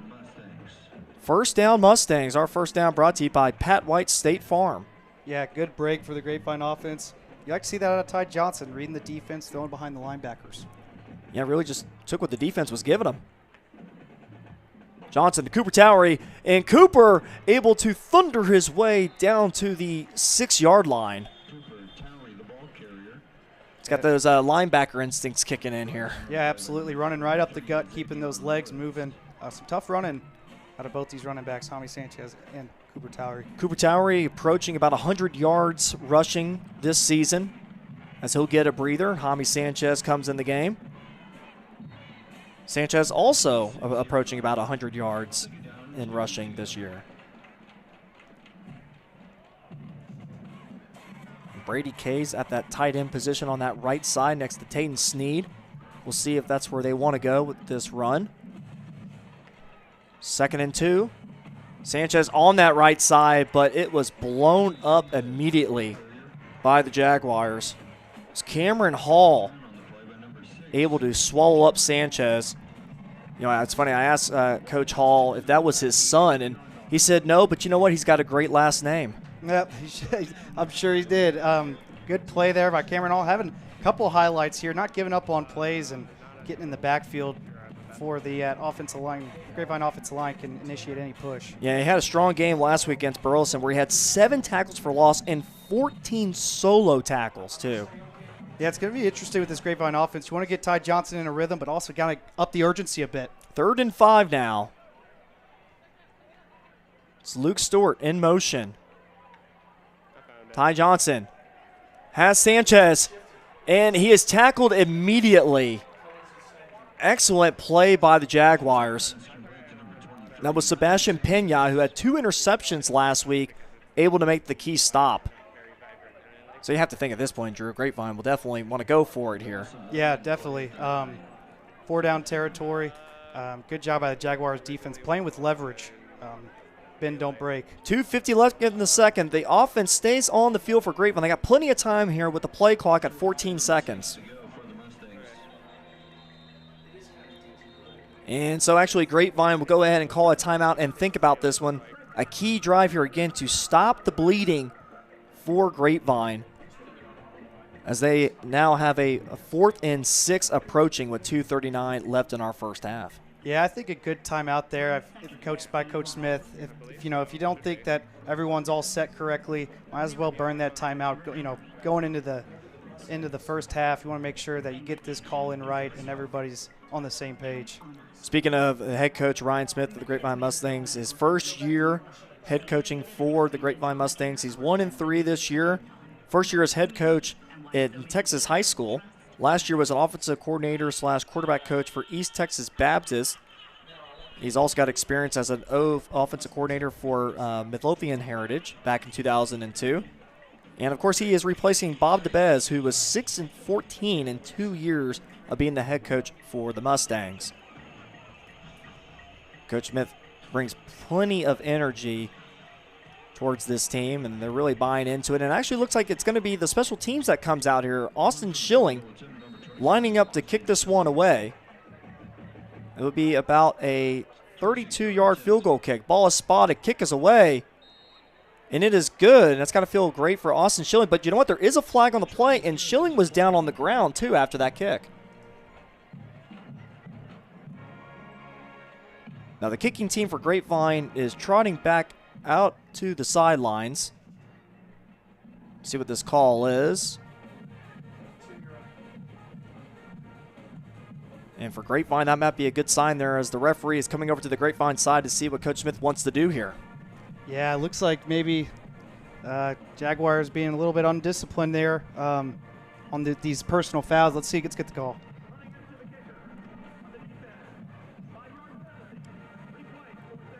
Okay, so running, not roughing, so 5-yard penalty, but still costly. Well, now that brings up 4th and 1, and now you have to think Grapevine wants to go for it here, and Austin Schilling has already left the huddle to the sidelines.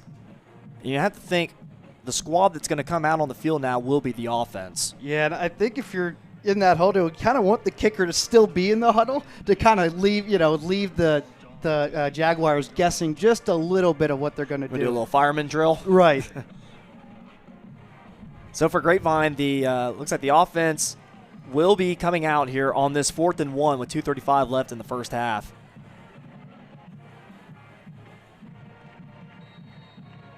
So at quarterback is Jalen Holmes now, with Jaime Sanchez to his left. Brady Kays on that right side. Again, we'll see if they run over to that strong side over there, but now Brady Kays is in motion. Oh no, Brady Kays is able to take the direct snap, and here comes the tush push at this point. He definitely got the first, and I think they're going to say he's down at the 1. Grapevine throws her hands up as if it's a touchdown. I like the play call a couple times with their hands up. You had Jalen Holmes looking at the sideline like he wasn't pretending like he didn't know the play call, and sure enough, a snap to Brady Kays. A little trickery there from Grapevine. Brady Kays executing that one perfectly. Yeah, throwing a little wrinkle in there on the offense. You like to see it and getting that first down. We approach 2 minutes left in the first half. First and goal from the 1. Holmes keeps it himself, and he's in for the touchdown. Jalen Holmes. His second rushing touchdown of the season. And for Grapevine, that's got to feel pretty good. Oh, absolutely. I think you had 2 options there. Jaime Sanchez was wide open on the outside, and then Jalen Holmes open on the inside up the gut. Nice play design, and good job of Jalen Holmes getting to pay dirt. So now Austin Schilling lines up for this extra point. Ball is up, and it is good. So he'll trade the 32-yard field goal for the extra point, but it also comes with 6 other points too. Yeah, let's take a look back at that touchdown here. You'll see it's a little RPO action. Jalen Holmes decides to hang on to it. But, yeah, look, you got Jaime Sanchez all the way to the outside option. But you know what? The fastest point is a straight line, A to B, and he's able to cut it up the middle. Well, and they also got a key block from Don't Call Me Will Smith, Will Mason at center there, who was a starter last year. And actually, Coach Smith coached his older brother, Travis, over at East Texas Baptist University. Raved about how much of an extremely smart center he is for Grapevine. And unfortunately, we do have an injury down on the field, and it's Andres Garcia-Cano who is down, the left guard. So, Drew, like for Grapevine, we mentioned about life moves fast, but protecting what matters shouldn't be complicated. At Graymark Insurance, we make home and auto coverage simple, affordable, and built around you. Old-fashioned service, uncommon speed, that's the Graymark promise. Visit mygraymark.com today and learn more. Again, that's mygraymark.com.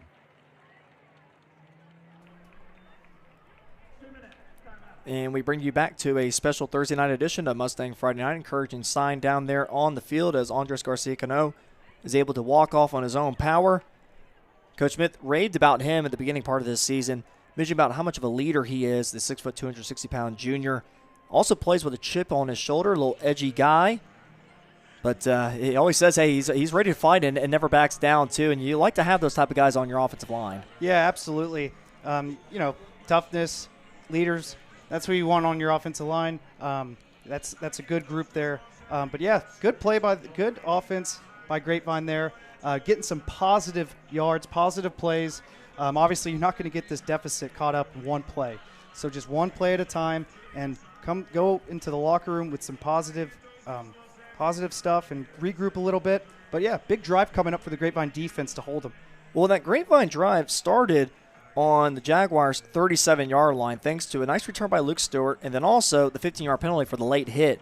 And then Grapevine, 6 plays later, finished off with a 1-yard touchdown run by Jalen Holmes. You can't forget about that 4th and 1 conversion by Brady Kays, taking that direct snap and having that played perfectly, too. Yeah, no, nice little trickery with Jalen Holmes looking at the sideline, kind of looking confused, but not really, turning into a little tush-push play. So it's Cade Moreland, and it will be fielded at the 24-yard line by Dominic Young.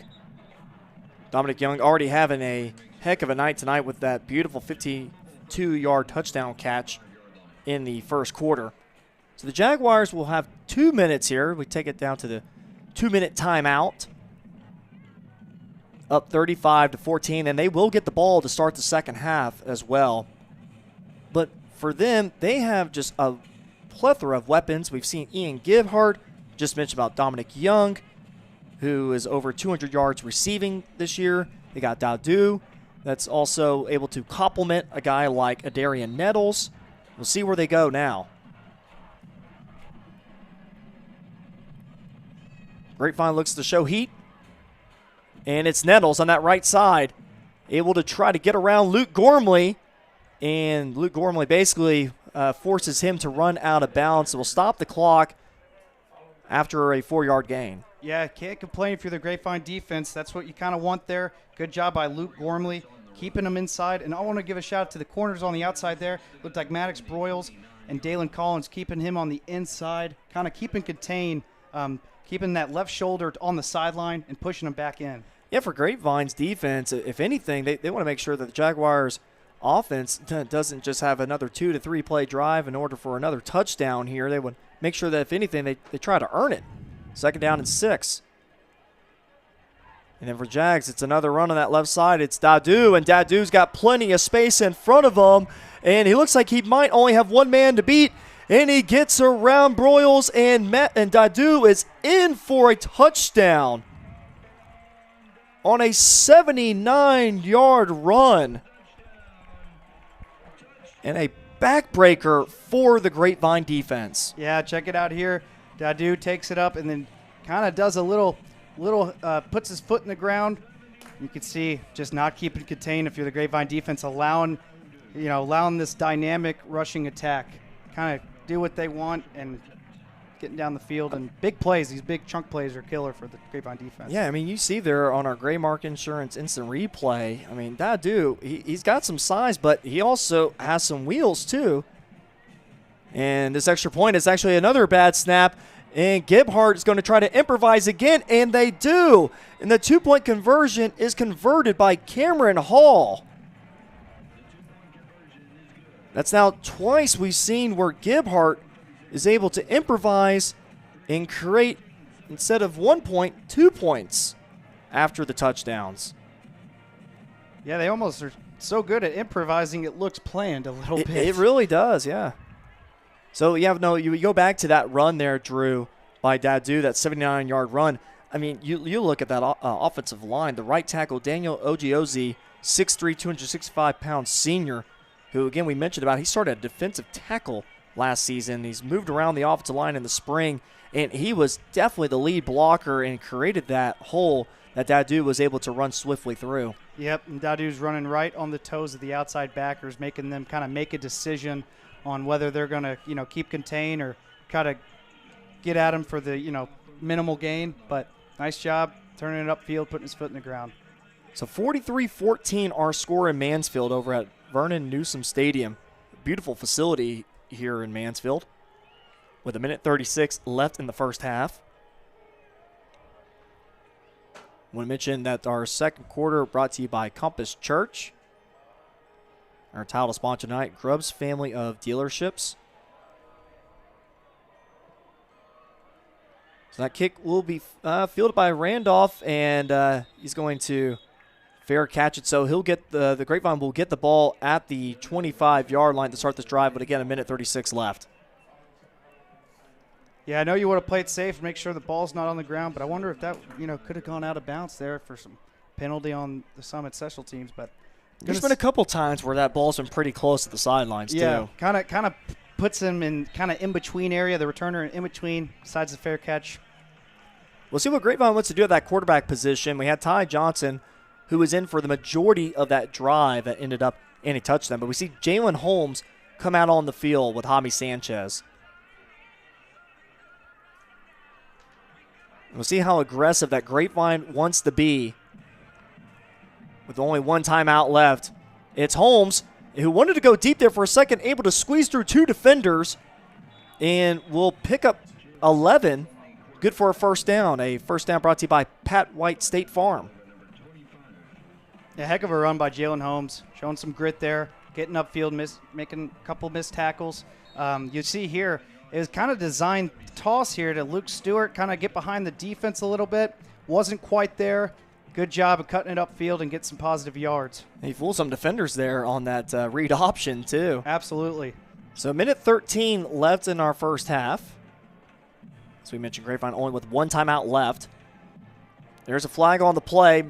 Might be offsides. Holmes could have a free play here. He wants to go deep, and a nice deflected pass batted down by the Jaguars, as that was Jamil McGowan with the deflection.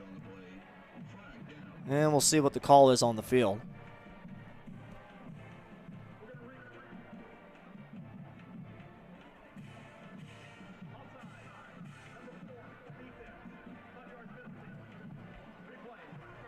So with those offside penalty, it will be an additional 5 yards for Grapevine, ending up in a 1st and 5 now with a minute left.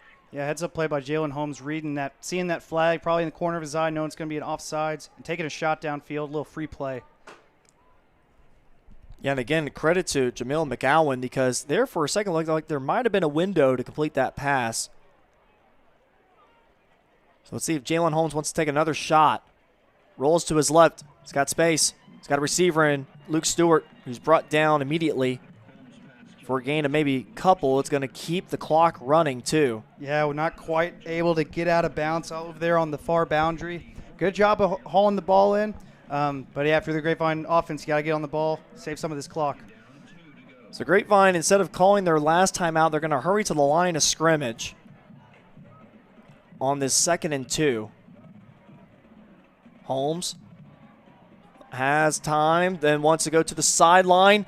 And it's in and out of the hands of Brody Hunter, who might have just looked ahead before bringing that one down completely. Yep, it was kind of a bit of a scramble, almost a scramble drill there. Ball, I wouldn't say it came out late, but the play developed a little later. So you got kind of Brody Hunter coming towards the ball here, and then not able to come down with it. Like you said, I think kind of turning before catching it.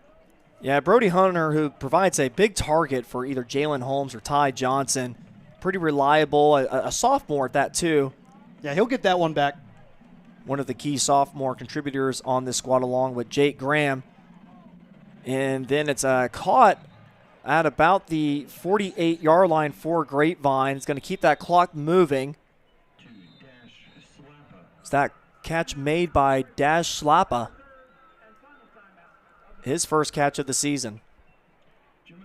So Grapevine will call their final timeout with 17 seconds left in our second quarter. Second quarter brought to you by Compass Church. So if you're Grapevine, Drew, I mean, now you're left at the point where you absolutely have to, either get that first down or get out of bounds to stop that clock, again, with only 17 seconds left. Yeah, you want to walk away here with some points, whether that be 3 or 6. It's going to be asking a lot to get 6 here with only 17 seconds. But, yeah, going into this half, you want some points. With this deficit, you're going to have to kind of steal some possession. So you're going to have to be aggressive and try and do what you can to get some points up. Well, and keep in mind, too, Austin Schilling, who had his season-high field goal made last week. It was a 47-yard field goal in overtime. So he's got a leg, and based off the flags out here, it looks like there's really no wind at all, as we are now finally approaching fall weather here. We're in the 80s. So that's 1st and 10 for Grapevine. Holmes by himself, throws over the middle to Luke Stewart. Now Luke Stewart, it's a fumble. And the Jaguars able to recover and still on his feet down to the sidelines. Eventually tackled almost at that 20-yard line. It was Tyson Camo Watts. And Grapevine, with now 2 seconds left, looked like they were going to try to pick up some points there before the end of the half, but now you flip the script, and now the Jaguars might have that opportunity. Yeah, that was one of those bang-bang plays, but I'm pretty sure there was a football move there. Caught it, took a step upfield, fortunately fumbled. If you're a Grapevine offense, unfortunately fumbled. Allowed that turnover, and, see what Summit does here, whether they want to kick. They've got the offense going. They do. The offense led by Ian Gibhart at that quarterback position with Dadu and Nettles side by side to him. See, they just want to take one last shot into the end zone here. Gebhardt wants to take that shot into Dominic Young, and he is in for the touchdown. Dominic Young already now with his second touchdown of the night, a 22-yard reception.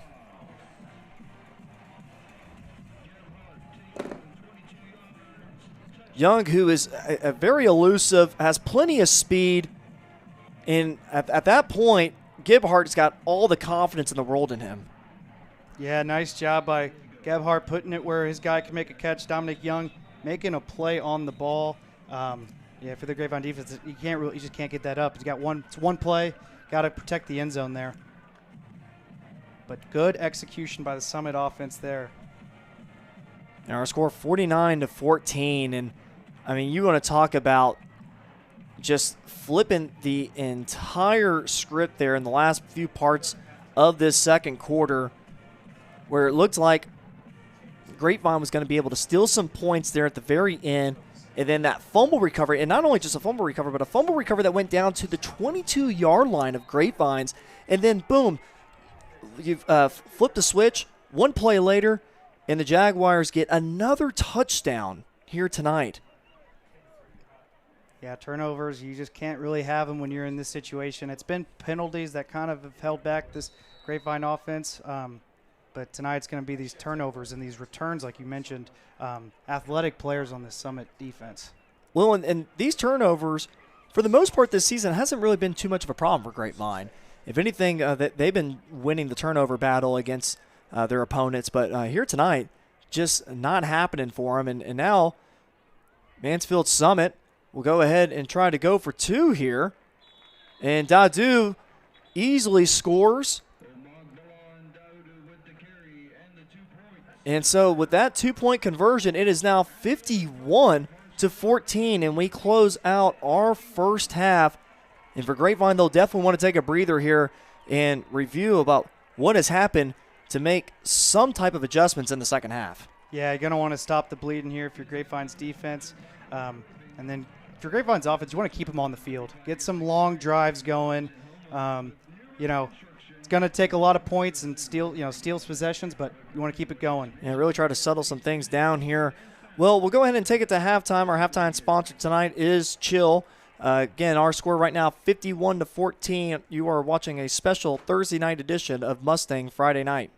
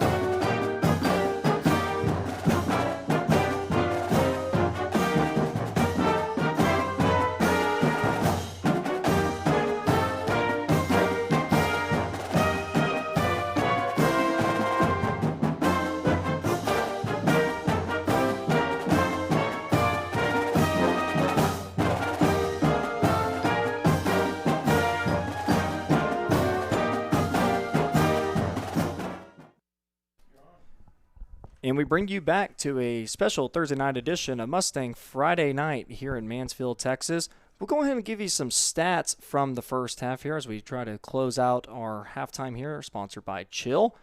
First downs for tonight so far. Jaguars have 10 compared to Grapevine at 8. But where the stats really start separating from each other is the total amount of yards so far in this first half. Grapevine with 146 and Mansfield Summit with 301 so far. Now, no interceptions have been thrown, but we'll get to the turnovers here in a little bit. As far as rushing tonight goes, a huge difference here as well. Grapevine only with 46 so far, while 213 belong to the Jaguars. And this is a Jaguar offense we mentioned earlier in the broadcast that is averaging 311 yards on the ground, as they are well equipped to go over that here if this pace continues, as they're averaging about 13 yards per rush so far. Penalties tonight. Now, hey, here's a bright spot for Grapevine. Only one so far for 12 yards. That has been a theme for Grapevine, unfortunately, in the early parts of the season about cleaning that up, while the Jaguars have 5 penalties for 47 yards. But where the turnovers are for Grapevine, unfortunately, are the fumbles. They fumbled it 3 times and have lost all 3 of them, while Mansfield Summit has 1 fumble, but they were able to retain it. As far as individual stats go, starting at the quarterback position for Grapevine, Jalen Holmes, he's 10 of 13 for 97 yards and 1 touchdown, while Ty Johnson is 2 for 2 for 3 yards. Now, Ian Gebhardt, the quarterback for Mansfield Summit, he's 4 for 4 for 88 yards and 2 touchdowns, but where he's doing a lot of his damage is through the ground, where he's got 5 carries for 63 yards and a touchdown. Now, the running back that's leading the crew for the Jaguars is Dadu, who has 6 carries for 138 yards and 2 touchdowns. You go back to that big play that he had in the second quarter, was a 79-yard touchdown run. He's having himself a phenomenal game. Darian Nettles, 5 carries for 39 yards and 2 touchdowns. Now, for Grapevine, Jalen Holmes, 6 carries for 25 yards, averaging about 4 yards a pop, and has a touchdown too, his second rushing touchdown of the season. Cooper Towery, he's got 5 carries for 14 yards. Jaime Sanchez, 4 carries for 4 yards. And Brady Case, yeah, I'm right here, the tight end, getting some rushing yards here tonight in a key 4th down conversion on the tush push. 1 carry for 3 yards, which eventually led to the Jalen Holmes 1-yard touchdown run. Now, as far as receiving goes, before Drew, I'll throw it to you as far as some takeaways that you have for the first half. Grapevine's receiving, I mean, the ball has been thrown around here. Brady Case leads the crew with that 1 catch for 38 yards. That was a touchdown. Luke Stewart has 3 catches for 18 yards. Cooper Towery, 1 catch for 18. Rylan Gowen, 3 catches for 10. Dodge Schlappa has 1 catch for 8. And then Ramin Zhao has 1 catch for 4. And then Jaime Sanchez, 2 catches for 4 yards. And then for Jaguars, Dominic Young has 2 catches, 74 yards, and both those catches, yes, you're right, has ended up there for 2 touchdowns. And Cameron Franklin, 2 catches for 14 yards. So Dominic Young, efficiency at its finest there as we close out the Chill halftime report. And Drew, based off those stats there, obviously one-sided, but for Grapevine, it's really about just trying to get back on track and earn a little bit of momentum as we get into this second half. Yeah, we came into this game talking about this Summit rush attack, and they really have showed what they're all about, leaving it on the ground. And you said, over 200 yards in the first half of rushing total. They're able to get to that Summit that is able to get to the second level, their running game, already, really quickly, as soon as the ball snapped, already at those linebackers. So if you're Grapevine's defense, you obviously got to go in the half, make some adjustments. But you know what? For the Grapevine defense, keep everything in front of you and play with some leverage and keep contained.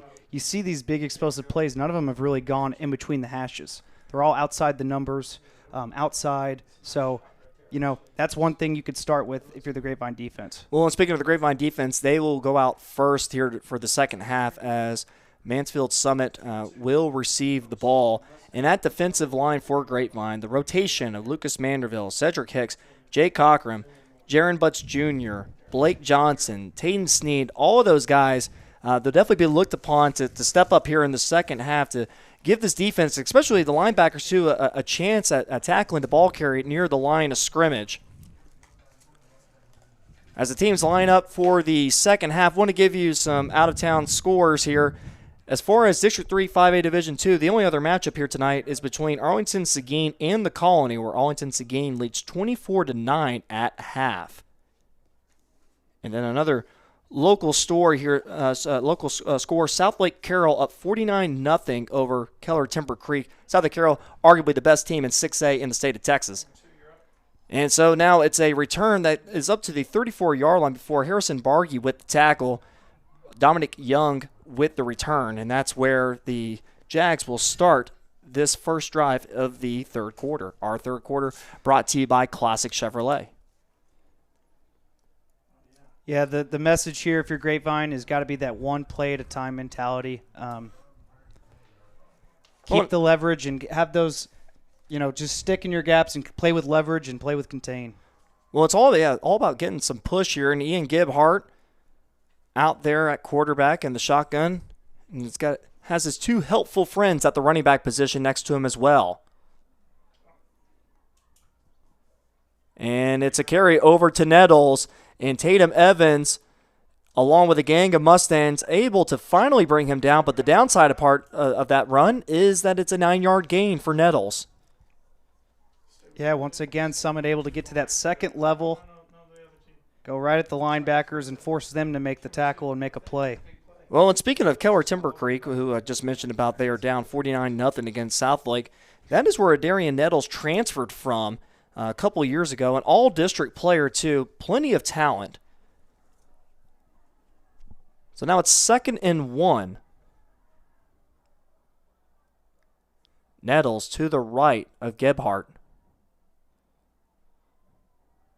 Cooper Towery crashes in, and it's Dadu on that left side, gets around the corner, and then brought down at about midfield. That's Jalen Carson on the tackle. And for Grapevine tonight, it's just been about trying to bring down the ball carrier on that first attempt. Yeah, once again, you'll see here, just able to take it outside. You want to keep him square and not too far outside. You want to keep contained, but he's able to get on the bottom of the outside the numbers there. Nice shoestring tackle there. Keeping it from being a bigger play than it was. We mentioned about G, also last name Dadu. He is well over about 150 yards now tonight, leading the rushing attack for the Jaguars. Gibbhart now, it's got plenty of time, goes out to the numbers, caught at the 40-yard line, so we'll bring up a 2nd and 3 upcoming. Yeah, kind of another thing to note. We were talking about this rushing offense. They just didn't necessarily, his first down didn't need to throw it there, but when they've had to throw it, we talk about that last play at the half, 3 seconds, they threw it. They're able to convert. So Gebhardt's putting it where it needs to be. He's playing some smart, high IQ football. As we mentioned, the former wide receiver, a standout wide receiver last year for the Jaguars, but they feel confident in really opening up the playbook for him, not having any type of restrictions on what they want to do. Gibbhart has time, wants to go deep, and it is incomplete. Linnell Randolph running pretty much right along the intended receiver, who was Cameron Franklin, already with 2 catches tonight. Nice play by Randolph. Yeah, a little underthrown by Gebhart there, but nice job by Randolph. Not, he didn't have his head turned around, but putting his hands up, kind of just say, no pass interference, and playing the defender well there, step for step. Yeah, you got to be definitely careful with that. If you run just a couple steps right into that receiver, it definitely has a different ending. So now it's 3rd and 3.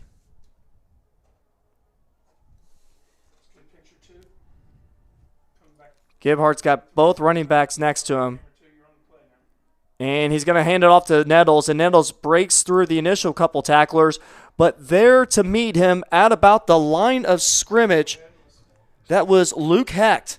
Luke Hecht, who Coach Smith raves about being a strong hitter, not afraid of sticking his nose there in the box and making key plays. So, yeah, that's what you're going to want to see here out of the Grapevine defense, getting in the backfield quickly, because what you saw in that first half was Summit was able to get probably 5 yards down the field before any contact was put on them. So whether it just be, you don't have to make the tackle, but just get in the backfield, kind of disrupt some things, get them out of that, get out of their groove that they're in and kind of blow up the backfield a little bit. Yeah, it's kind of been like a track meet right now for the Jaguars. So it's 4th and 3. They look to go for it.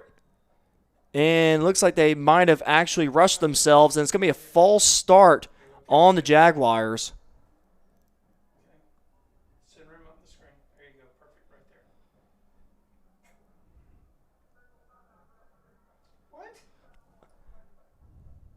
So instead of what looked to be a false, now we get a false start now.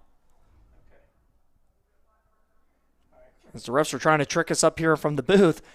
So it looks like the referees will call a timeout for themselves, but it will be a false start penalty on the Jaguars, and we have a injured Jaguar down near midfield.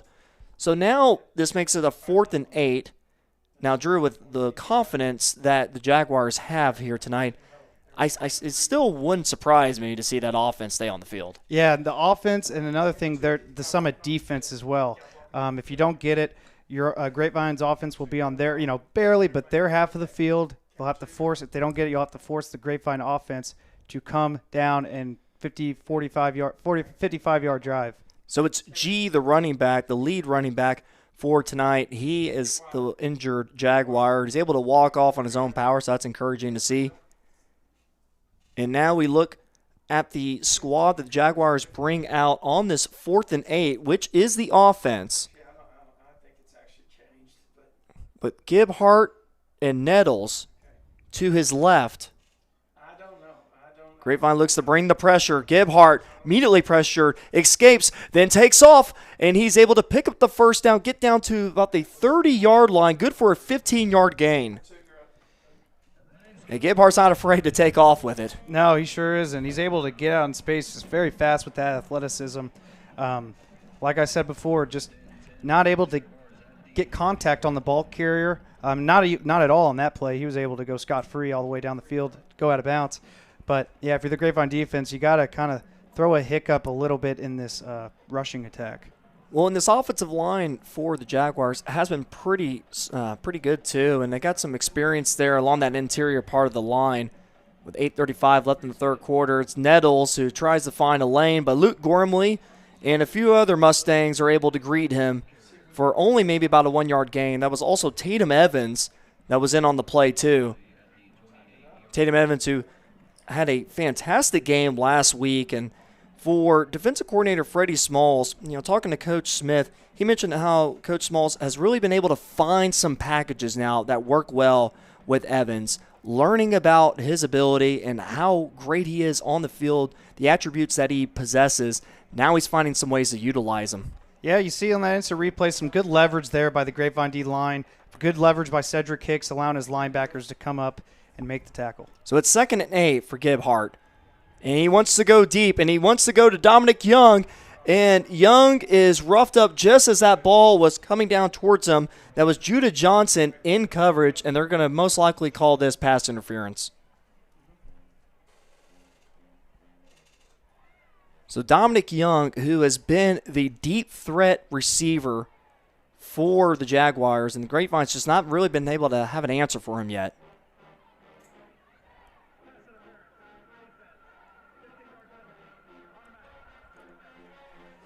Yeah, Summit's liking that one-on-one matchup with their receivers on the outside.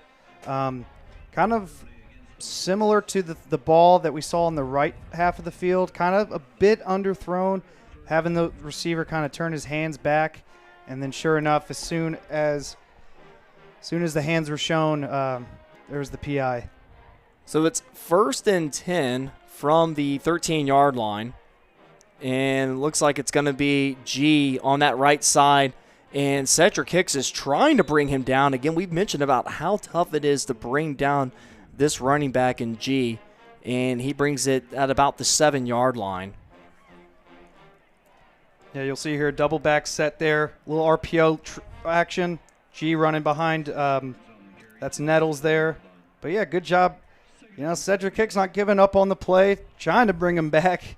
They'll probably get the forward progress there, get him down on the 7-yard line. Yeah, they're going to say 2nd and 4. Yeah, for Cedric Hicks, who's 5'11", 200 pounds, a junior, very athletic too, plays lacrosse. But, yeah, it's a tough assignment to try to bring down a heavy ball carrier in G like that. So 6:53 left in our third quarter, brought to you by Classic Chevrolet, and a nice play by the Grapevine defense. That was Michael Utorka, who I'm so glad now with an updated roster we're able to praise about him, especially from last week, who made a couple of nice plays, and he's got quite a great story too. He had a concussion last year, and there was doubt of him ever playing football again. Well, he was actually cleared a couple Fridays ago, and Grapevine was able to plug him in last week, and he made solid impact for the Mustangs. Yeah, absolutely. Like you said, great story. And when he's out there, he's giving it his all and, making plays. So now it is 3rd and 4. Grapevine shows heat. And it's a carry by Gibhart, and Gibhart's going to be swallowed up by Tatum Evans near the line of scrimmage. So that will bring up 4th down, and Gibhart immediately goes over to the coaching staff on what they want to do. And I would imagine they probably just keep that offense on the field. Yeah, it looked like a little mishap with the handoff there. One of the few times where, maybe a broken play for Summit hasn't turned into points. They're pretty good at going on the fly there, but yeah, that's almost part of the package. Yeah, absolutely. Sometimes it looks as by design, but see what 4th and 4, the Summit offense does. This will bring up their 11th play of the drive. 4th and 4. Gibhart rolls to the right, looks downfield, now wants to take off with it, and then it's a jump throw into the end zone. It's incomplete. Linnell Randolph with the key play to bat that ball down, and Grapevine would take over on downs. Yeah, you'll take that if you're the Grapevine defense, not giving up any points to start the half. Like you said, 11-play drive by Summit. But, yeah, good job by Grapevine defense, bending but not breaking, and holding the Summit offense to no points. Yeah, it's little wins in life, and right now that's what Grapevine's looking towards with that turnover on downs. And so Grapevine will take over at the 7-yard line.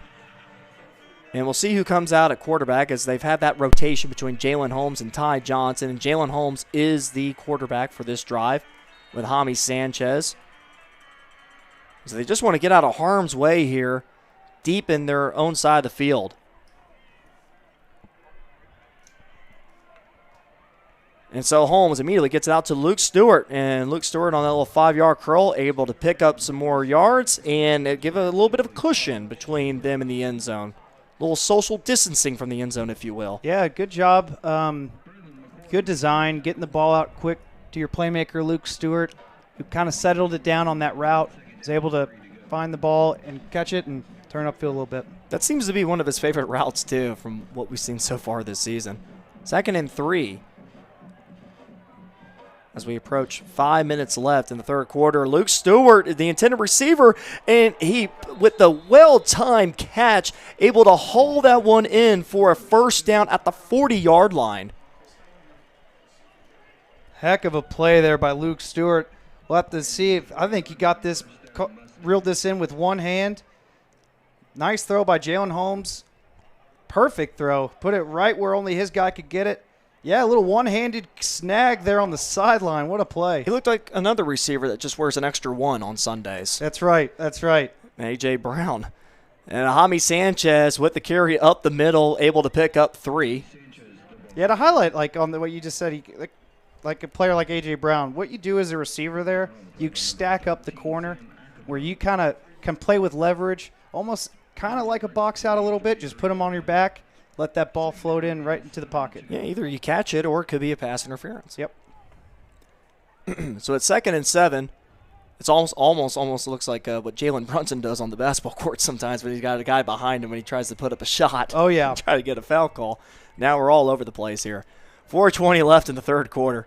Jaime Sanchez cut up field, and it looks like maybe there could have been a face mask. There was something that was grabbed from behind, but there was no flag on the play. So that would bring up a gain of about 1. Yeah, I saw that too. Refs must have, they got a closer look at it. Must have not grabbed full face mask there, but looked like something kind of stopped Jaime Sanchez in his tracks, kind of turned him around a bit. See how this Grapevine offense here comes up with this 3rd and 5 here. Kind of keep the chains moving.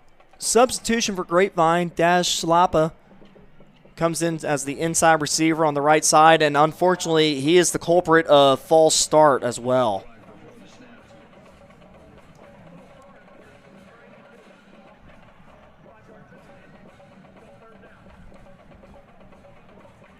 So now that brings up 3rd and 10 instead. So actually now Slappa will come out, and in comes Brady Kays. Yeah, sorry, I was going to say, coaches don't like to see those receivers jump off sides a bit, because it's just all about watching the ball. They're not listening to a snap count or anything like that. Yeah, you kind of have to go deaf as a receiver. And Jaguars bring the pressure. Holmes able to escape and able to break a tackle. Oh, but an excellent tackle made at the 45-yard line. Looks like Holmes had a chance to get that first down. But a key tackle made by Jaron Washington of the Jaguars. And so now it will force Grapevine to punt it away as we approach under 3 minutes left in our Classic Chevrolet third quarter. Our title sponsor tonight, Grubb's family of dealerships. So it's Dominic Young who is back to field this punt. Already has one huge punt return tonight, but he's going to let this ball roll down for Grapevine inside the 15, and that's where the Jaguars will take over. So for this second half so far, it's been not as many fireworks, if you will, compared to the first half.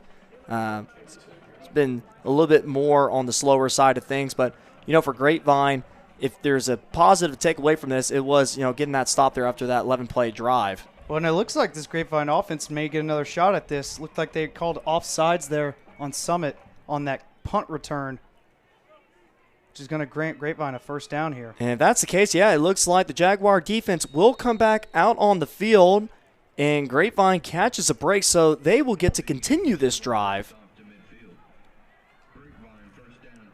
And it's Cooper Towery who is lined up behind Jalen Holmes.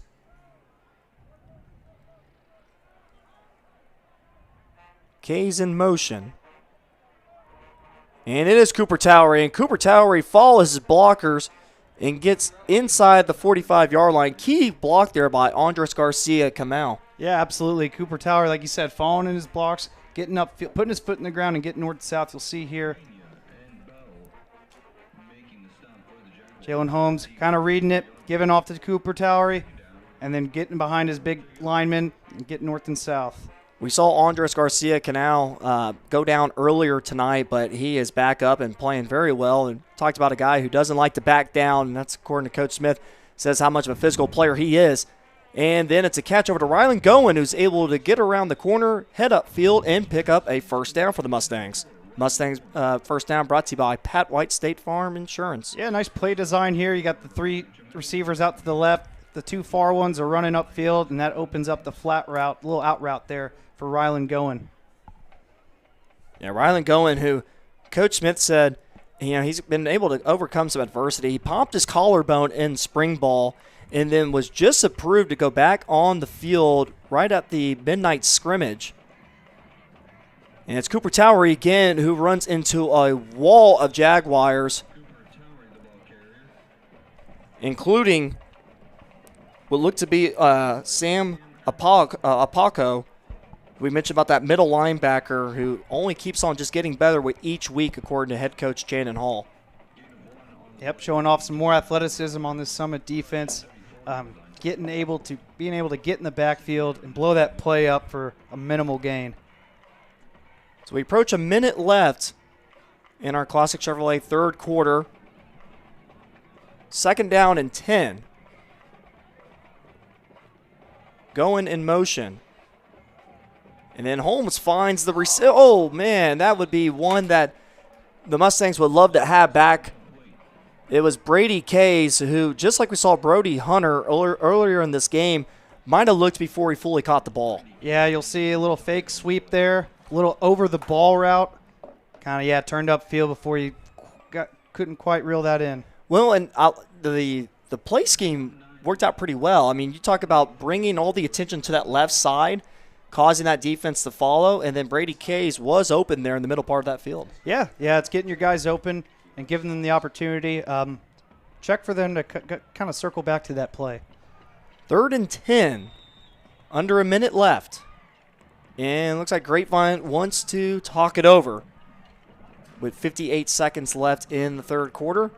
We'll take a short break, and we'll come right back with more of what is now a special Thursday night edition of Mustang Friday Night from Vernon Newsome Stadium.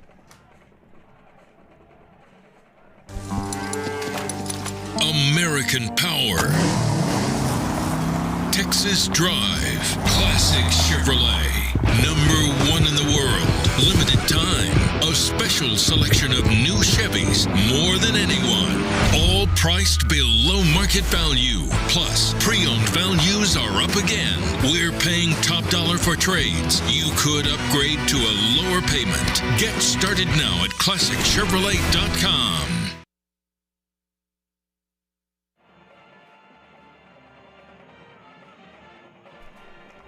And we bring you back to a special Thursday night edition of Mustang Friday Night, where Grapevine is facing a 3rd and 10. Brody Hunter now on that left side. Holmes drops back. And then wants to get out to Cooper Towery. And Towery is stoned right at the line of scrimmage. It was an excellent tackle made by Sam Apako, the junior middle linebacker. One of the stars of this Jaguars defense. Yeah, heck of a tackle by Sam Apako there. Looked like Cooper Tower was going to have some space there with the blocking on the outside by Brady Kays. He's got his guy blocked up. But you know what? That's what we circle back to all the time, contain. The corner on the far outside that Brady Kays was blocking, he played with leverage, made Cooper Tower come back inside, get tackled by Sam Apako. So this is going to be about a 52-yard field goal attempt by Austin Schilling. The ball is spotted. Kick is away. It might just have the distance. Oh, no, it's incomplete. Oh, I was going to say incomplete. It's a missed field goal attempt. It was so close, just about maybe a couple of breakfast biscuits away. Yeah, it just came up. It had the right aim on it, but just came up just shy short there. Good effort there. Kind of put some points up on the board. Yeah, we mentioned about the wind. There's not much of it here tonight, and I tell you what, if there was just a little bit of a ruffle of the wind going in the way of Austin Schilling, that would have been a made field goal. It was 52 yards, which would have been a season high for him, toppling of what he did last week with 47. Yeah, everything there looked well executed. The snap, the hold, and even the kick. I mean, 52-yarder, that's a long one. Just came up short. So now the Jaguars will take over, and the Mustangs were ready for that run as maybe about a yard on the play. Cedric Hicks in on the play along with Tatum Evans. And that takes us to the end of the third quarter with our score 51-14. Mansfield Summit leads here at Vernon Newsome Stadium. You're watching a special Thursday night edition of Mustang Friday Night. Hey students, now's the time to call your ride. So they're here by the end of the game. Call your ride at this. Shop Stacy Furniture and Design, the family-owned furniture store that North Texans trust for the best selection of quality furniture. Our showrooms are curated with a sharp focus on design, like this new beautiful 3-piece sectional. New collections are arriving daily. With our price match guarantee, you can always rest assured that you will never overpay for furniture from Stacy's. Our family's commitment to offering the best in quality, style, and affordability is truly what sets us apart. Remember, you're shopping at Stacy's, you're shopping with family, and you're not burning money.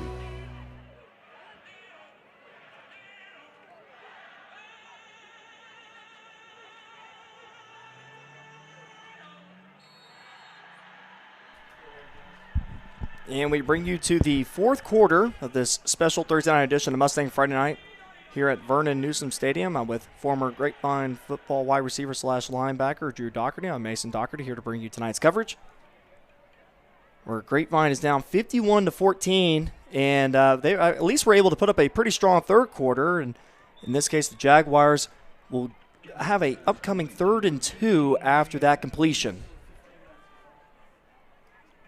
Yeah, a little swing route there by Summit offense. Able to make a man miss there and turn it upfield. Tatum Evans on the tackle there. Mentioned about Tatum Evans all over the field. One of the star linebackers for this crew. Now brings up a 3rd and 3. You have to think maybe Gebhardt really deceiving with those fakes of his. He goes again and he gives the ball off to Nettles, and Nettles has a lot of room in front of him. And Nettles stiff arms his way out of bounds just before the 40-yard line. Again, it's that deceiving read option that we've seen all night from Gebhardt. Yeah, and it helps with this athletic offense here. I mean, you hand it to either one of these 3 guys, and they're going to make a play. You know, you want to limit the explosive plays, but it's hard when you just are able, when they're able to bounce it outside and get upfield. And it's at speed too, Drew. Oh yeah, the athleticism. I mean, it's been showing all night and continues here in the 4th. I'll let you all know that our instant replay sponsor tonight is Graymark Insurance. And Nettles up the middle and brought down for a gain of 4. 3 yards on the carry to the 39-yard line. Second down and So now for the Jaguars, of course, their biggest thing now is just try to get out of this game healthy as much as possible. As they're going to be definitely in the running for that playoff spot. You look at District 3, 5A Division 2. Of course, you have Argyle, one of the top teams in all of 5A Division 2. And then you also have Colleyville Heritage. Grapevine very well knows about them. Mansfield Timberview, one of the stronger defenses in the state of Texas. And then here right now, Mansfield Summit. 2nd and 7. And Gebhardt wants to go deep. And it is incomplete. Linnell Randolph, I mean, a physical corner we have seen tonight, able to make another strong play, causes the incomplete. Yeah, he's one-on-one again, trying to keep step for step. Nice play by putting his hands up again. I mean, he did have his back not towards the ball, so you usually do see that with the underthrown pass, but got away with it there. You'd like to see some safety help, but with the way that they're running the ball, it's not surprising that the defense is selling out in the run. Yeah. Well, and to your point, Randolph's not running through the receiver, just playing almost to that point of touching the receiver instead. So now it's 3rd and 7. 10-17 left in the 4th quarter.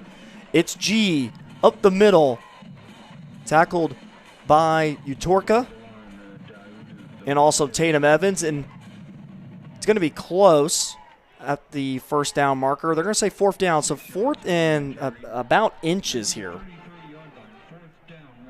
We mentioned about Michael Utorka's performance last week. It got him the Stang Award last week. That award is given to the player that embodies the culture of the Grapevine Mustangs. Yeah, you see Dado there just trying to extend the ball there to get those first, but yard short. So now 4th and what they say 1. Gebhardt pressured from behind the line of scrimmage, able to try to get away from a few tacklers, and he is finding his way as he somehow through the forest of Mustangs that were coming at him, able to pick up that first down. Yeah, being able to just, like we've been talking about all night, the athleticism, not able to get him down. The Grapevine defense just trying to do what they can, but you know what? Gebhardt's making some plays out there and making people miss and breaking tackles and moving the chains. I mean, it really was just Gebhardt against the entire Grapevine defense in this case, and looks like Randolph is going to be able to walk off on his own power. Well, he's going to pause there for a second. Looks like he's a little hampered with an injury at the moment. But, yeah, Gebhardt, it looked like he was dead in the water about 5 yards behind the line of scrimmage, spin his way, juke his way, and find that first down marker. And if you're a Jaguars fan, you have to really like the performance that you're getting out of someone who came in as a quarterback to start this season, your star wide receiver from last year. You still have Demarius Bird, who is a former second-team all-district player back in 2023, started as a quarterback back as a sophomore, now a senior. You want to talk about some depth at the quarterback position. Yeah, absolutely. And, you know, not only is Gebhardt making plays, but he's making the right decisions and constantly making something out of nothing. And now flags fly everywhere. I'm going to think that's going to be a false start here. Yeah, jumped a little early there on the offensive line. But yeah, Gebhardt, I mean, we've seen it time and time again, making something out of nothing. It looked like a busted play there, and the Grapevine defense was in the backfield, but able to kind of run around and move it upfield. Well, and he's got some experience from playing quarterback a little bit last year because they did play the Wildcat. And, of course, with that type of formation, you're looking at him automatically running the ball, but he can also pass too. So it's 1st and 15. Speaking of passing, Gebhardt looks to pass, and he is throwing downfield. In the receiver down at about the 5-yard line, in and out of his hands. I mean, you talk about the pressure that Gebhardt had able to just get that ball off. The intended receiver was Gabe Evans. Or actually, no, apologies. It was Cameron Franklin. And it looked like almost there for a second he was going to be able to hold it in. Yeah, that's a tough throw there, running across your body on the run. Almost had him there, just came up a little short. But, yeah, to your point on Gebhardt, where – you know, he did play a little bit of quarterback last year with Wildcat. The important part of that is being able to command a huddle. Because you see in this Summit offense, they huddle up before every play. So he commands that huddle, breaks it off, gets everybody lined up correctly. Well, and they'll especially be huddling, but taking their time here. 2nd and 15, and it's G on that right side. And you want to talk about someone who, with the size that he has no problem bouncing it outside. And he is a force to be reckoned with. Yeah, he absolutely is. He's got, you know, the athletic ability, speed, but also he's a big runner. He's kind of a workhorse in the backfield. If you're the Grapevine secondary, you basically kind of want to have your back to the sideline and just work as a funnel with this rushing attack. Because time and time again, able to bounce it outside, get some extra yardage. So yeah, the perimeter has definitely been broken, and the Jaguars at ease are getting to the numbers on their rushing attack carries. So it's 3rd and 5.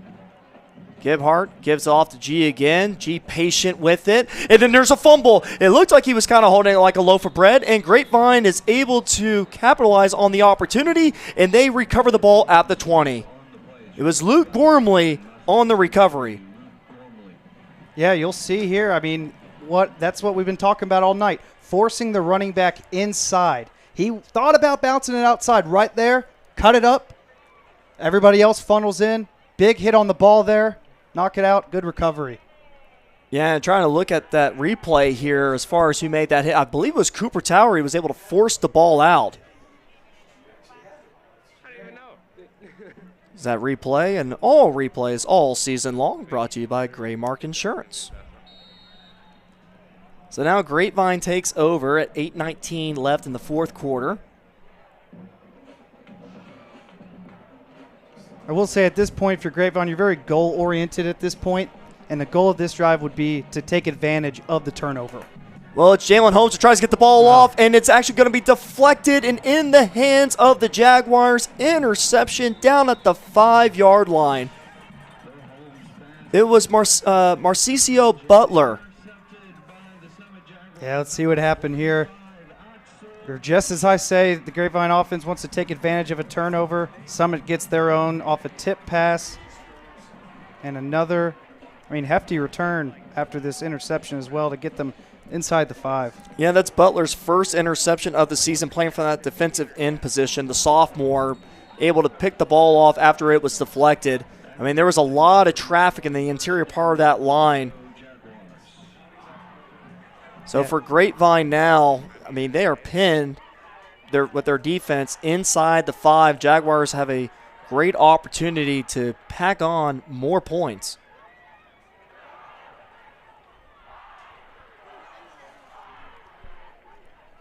So that's a high snap, but handed off to G, and Grapevine's right there waiting for him. As you are starting to see the linebacker play from Grapevine, able to get some push, and also helps when you get some push around the defensive line, including Jaron Butts Jr., who's right there. Yeah, like we've been saying, you obviously got to get in the backfield. You got to play north. You got to get downfield if you're these linebackers. Try to stop what's been going on with this rushing attack. You got to feel for the defense a little bit. Able to get off the field with a turnover. Just one play back on the field, and it kind of Summit in scoring position here. Well, it looks like now there actually has been a replacement at the quarterback position for the Jaguars. As Clarence Nevels is now the quarterback, number 18, as he is rushed by a bunch of Mustangs, and he's going to be dropped at the 6-yard line.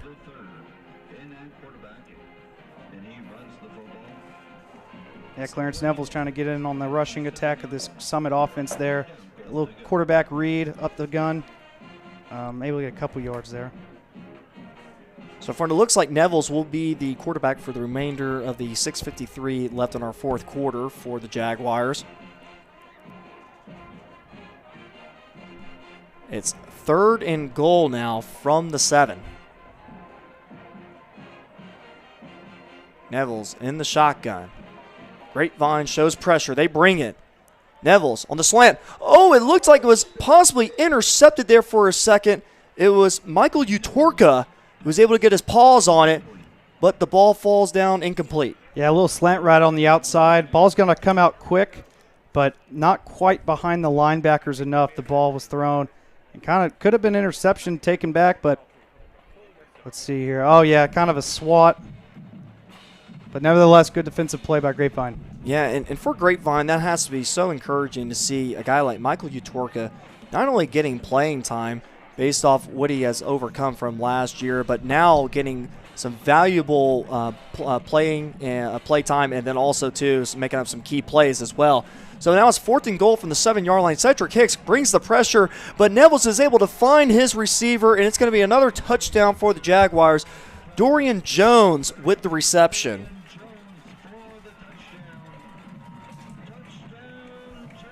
So the Jaguars able to add more points here tonight. 57-14 with 6:22 left in the fourth quarter.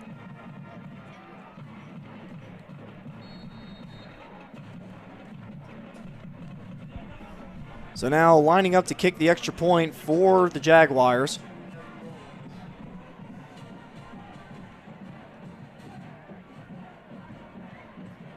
And the ball is up, and it is good. And that puts our score now 58-14. Mansfield Summit leading here at homecoming in Mansfield, Texas at Vernon Newsome Stadium with 6:22 left in the fourth quarter. We'll take a pause here, and then we'll come back with more as you are watching the special Thursday night edition of Mustang Friday Night.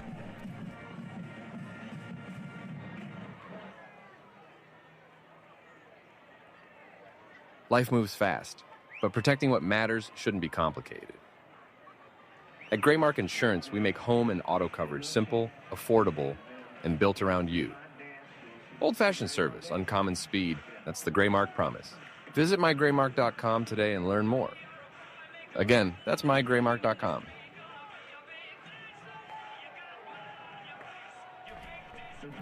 And we bring you back to Vernon Newsome Stadium, where Mansfield Summit leads 58-14, and for Grapevine, definitely going to be some learning pains as they are still searching for that first district win in over a year. Did pick up that non-district win against Birdville in week 2 for their first win since November of 2023. And it's going to be Randolph who fair catches the kickoff, so that will bring the ball at the 25-yard line. And again, Drew, for Grapevine, it's really at this point just trying to build for the next game. Yeah, absolutely. You got goals in mind going into drives.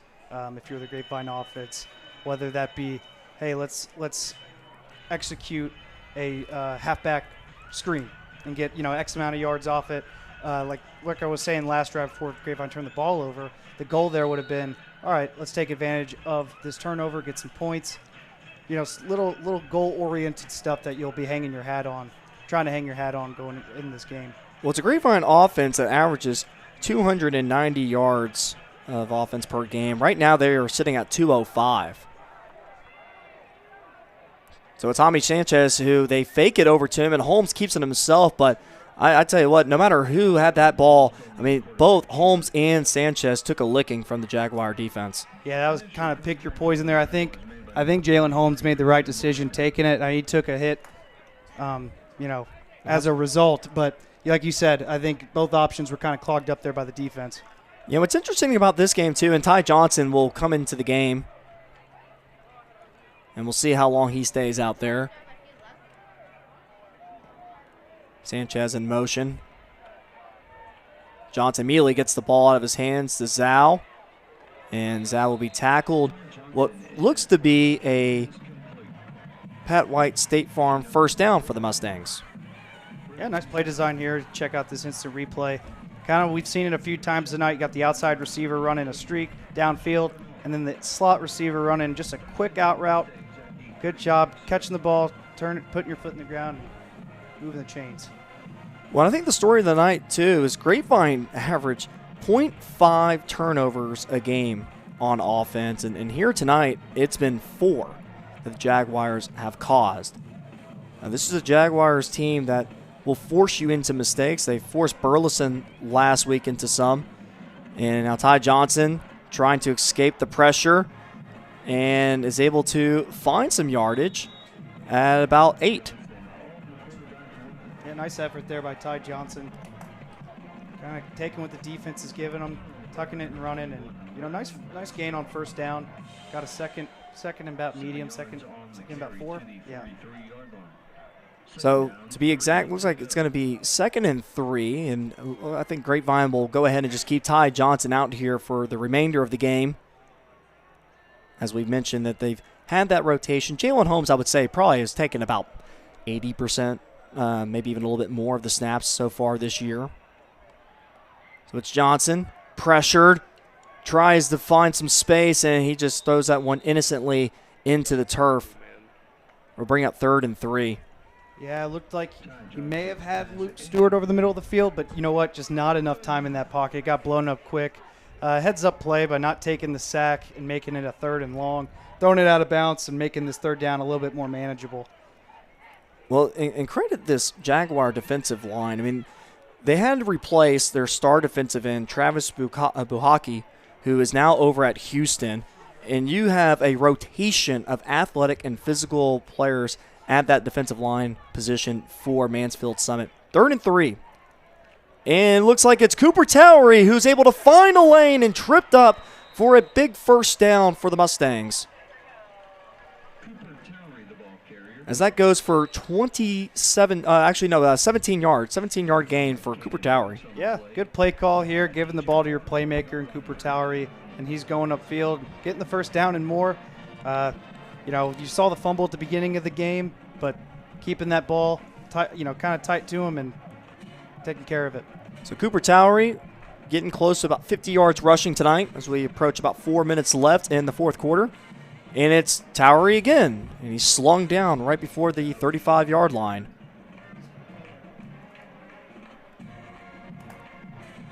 So Cooper Towery, who last week had 38 yards on 5 carries. Once Jake Graham went out in the later parts of the ball game, was complimenting Jaime Sanchez. So it's Ty Johnson, who then again rolls out to his right, wants to go ahead and pick up some grass upfield, and gets a nice key block there by Luke Stewart, who's able to hold that block and give Ty Johnson a lane to run through. Yeah, good fundamental football there by Luke Stewart there on the outside, kind of shielding off, block, kind of building a wall, allowing Ty Johnson to kind of sneak up on the sideline there to move the chains. Yeah, I'm sure the offensive coordinator for Grapevine, Derek Sides, will like that. He is a wide receiver coach for the Mustangs and a former coach at Midlothian Heritage. He played football at University of Mary Hardin Baylor and actually won 2 national championships there in 2016 and 2018. So it's 1st and 10. 3:32 left in our ball game here in Mansfield. Johnson wants to go deep. And Luke Stewart, who had a defender right next to him, and I'm not sure, maybe he lost it up in the sky, but he also ran into the defender a little bit, and so it's incomplete. Yeah, it looked like the route was originally going up the hash and then kind of turned into a post towards about the 10-yard line. Maybe a miscommunication there because it looked like Ty Johnson was throwing the streak. Ball landed about halfway in the end zone, so possible miscommunication there between Luke Stewart and Ty Johnson. Well, with the score 58-14, if there is a little bit of a bright side here for Grapevine, their philosophy is trying to spread the ball around, and they've had 7 receivers catch the ball here tonight. So now it's Cooper Towery trying to escape the pressure by the Jaguars, and it's going to be about a loss of 2. And we're talking about, something to highlight, something positive. It's the Grapevine defense. I mean, second half is 7-0. So it was 51 points by Summit in the first half, only 7 here in the second. So something to hang your hat on if you're the Grapevine defense. And the only reason why it's 7 probably too is because Jaguars had the ball at the 4-yard line off the interception. Yep, absolutely. So we approach 2:49 left in the fourth quarter. It's Cooper Towery to the left of Ty Johnson. Towery tries to get her around the corner and slips up, but I think he might just have enough to maybe get back to the line of scrimmage. And so that's going to bring up 4th and 10. Yeah, nice job there. I mean, trying to kind of make nothing out of something out of nothing, I should say. The run went to the right. It looked like Summit was loading up that right side. So good job just trying to get back to the line of scrimmage, but got a 4th and 10 here. And Grapevine will go for it and be what looks to be an empty set for Ty Johnson. Play clock down to 7. And Grapevine will, I think, get a timeout here. So Grapevine will call a timeout, and we look over at the stats here, Drew, and it's been more of a one-sided tale here. But regarding total yardage so far tonight, Mansfield Summit with 401 total yards, which you look at their offense, they are just averaging 359 yards per game. So definitely surpassing that tonight. And you could think their rushing attack, which is at 299 yards, but also their passing too, they're at 102. So, I mean, obviously they've had a lot of success through the ground, but you go back to those big firework plays between Gibhart and Dominique. I mean, there was a lot to be had for the Jaguars here tonight. Yeah, when they've thrown the ball, they had the opportunity to throw the ball. They've executed it well. Gebhardt's putting the ball where it needs to be, and the receivers are making plays. You've seen a couple slightly underthrown where, the corners of the Grapevine are there to kind of shield off the receiver from making a play. But, yeah, nice job in the air. 10th play of the drive, 4th and 10. Johnson drops back, pressured, gets the ball off. Oh, and it's in and out of the hands of Cooper Tower. It's going to be a pretty tough catch. Just with Cooper Tower have to turn his hips a little bit in order to bring down that ball that was coming pretty quickly at him. But it's going to fall incomplete. It'll be a turnover on downs. Yeah, you'll see a seam route here. Yeah, a little delayed seam route. Cooper Towery goes up the field. Kind of definitely a one ball, but I got to come down with that. It looked like he had some pay dirt ahead of him. And so the Jaguars will probably just go ahead and run out the rest of this clock. And Ty Johnson was just lucky enough to get that ball off as he was pressured by Marcio Butler, who already has an interception tonight coming off that edge, as Coach Hall describes of him as someone that has a high motor from that defensive end position. So now it's Nevels. Hands it off to, it looks like G. And G's able to have a couple guys on his back and keep the feet moving for a couple.